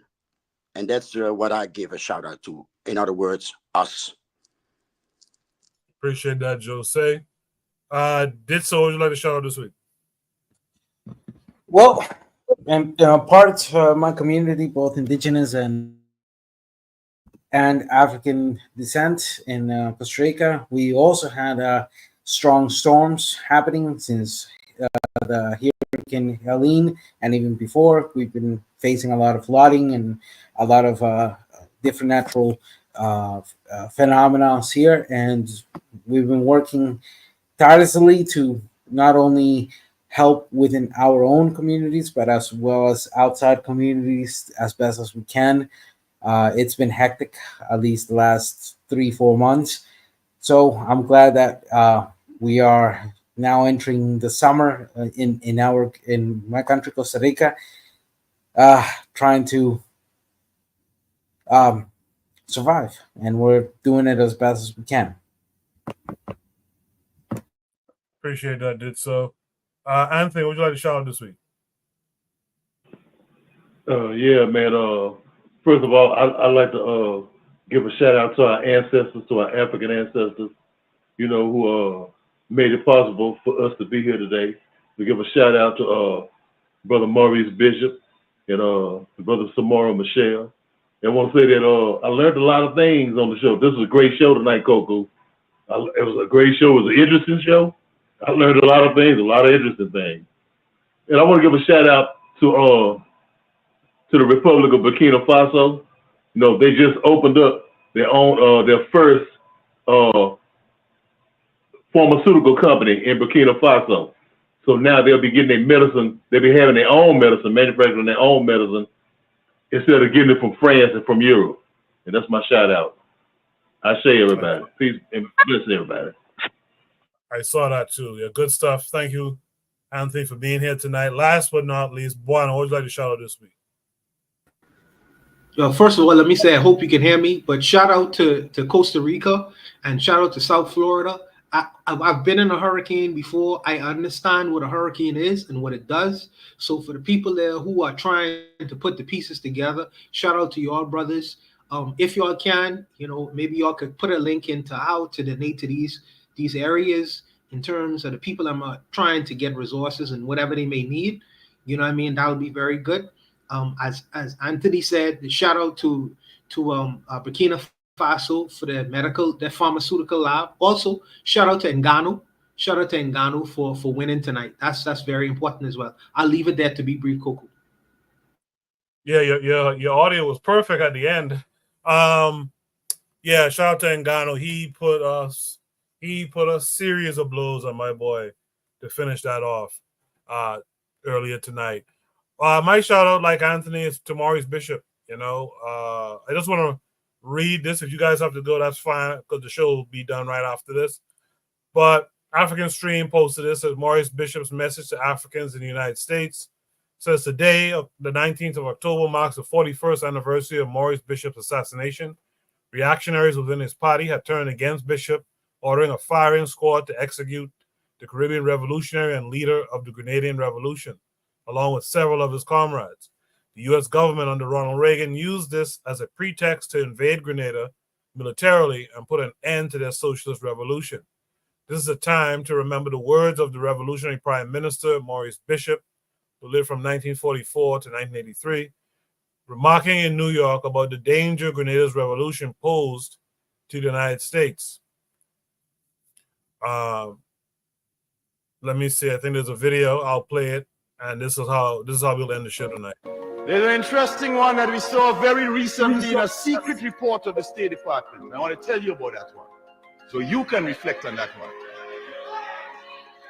That secret report made this point, that Grenada is different to Cuba and Nicaragua. And the Grenada Revolution is in one sense even worse, using their language, than the Cuban and Nicaraguan revolutions, because the people of Grenada and the leadership of Grenada speaks English and therefore can communicate directly to the people of the United States. I can see from your applause, sisters and brothers, that you agree with the report. But I want to tell you what that same report also said, and said that also made us very dangerous. And that is that the people of Grenada and the leadership of Grenada are predominantly black. They said that 95% of our population is black, and they had a correct statistic. And if we have 95% of predominantly African origin in our country, then we can have a dangerous appeal to 30 million black people in the United States. I'll see you guys next week. You guys be good. Peace.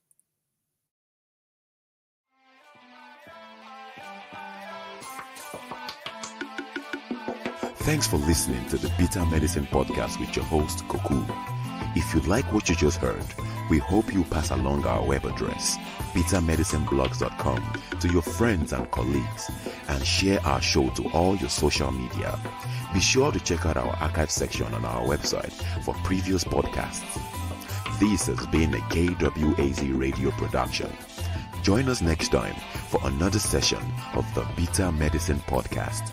Follow us on Facebook at Bitter Medicine Show, Twitter, Bitter Meds, Tumblr, Bitter Meds, Instagram, Bitter Medicine.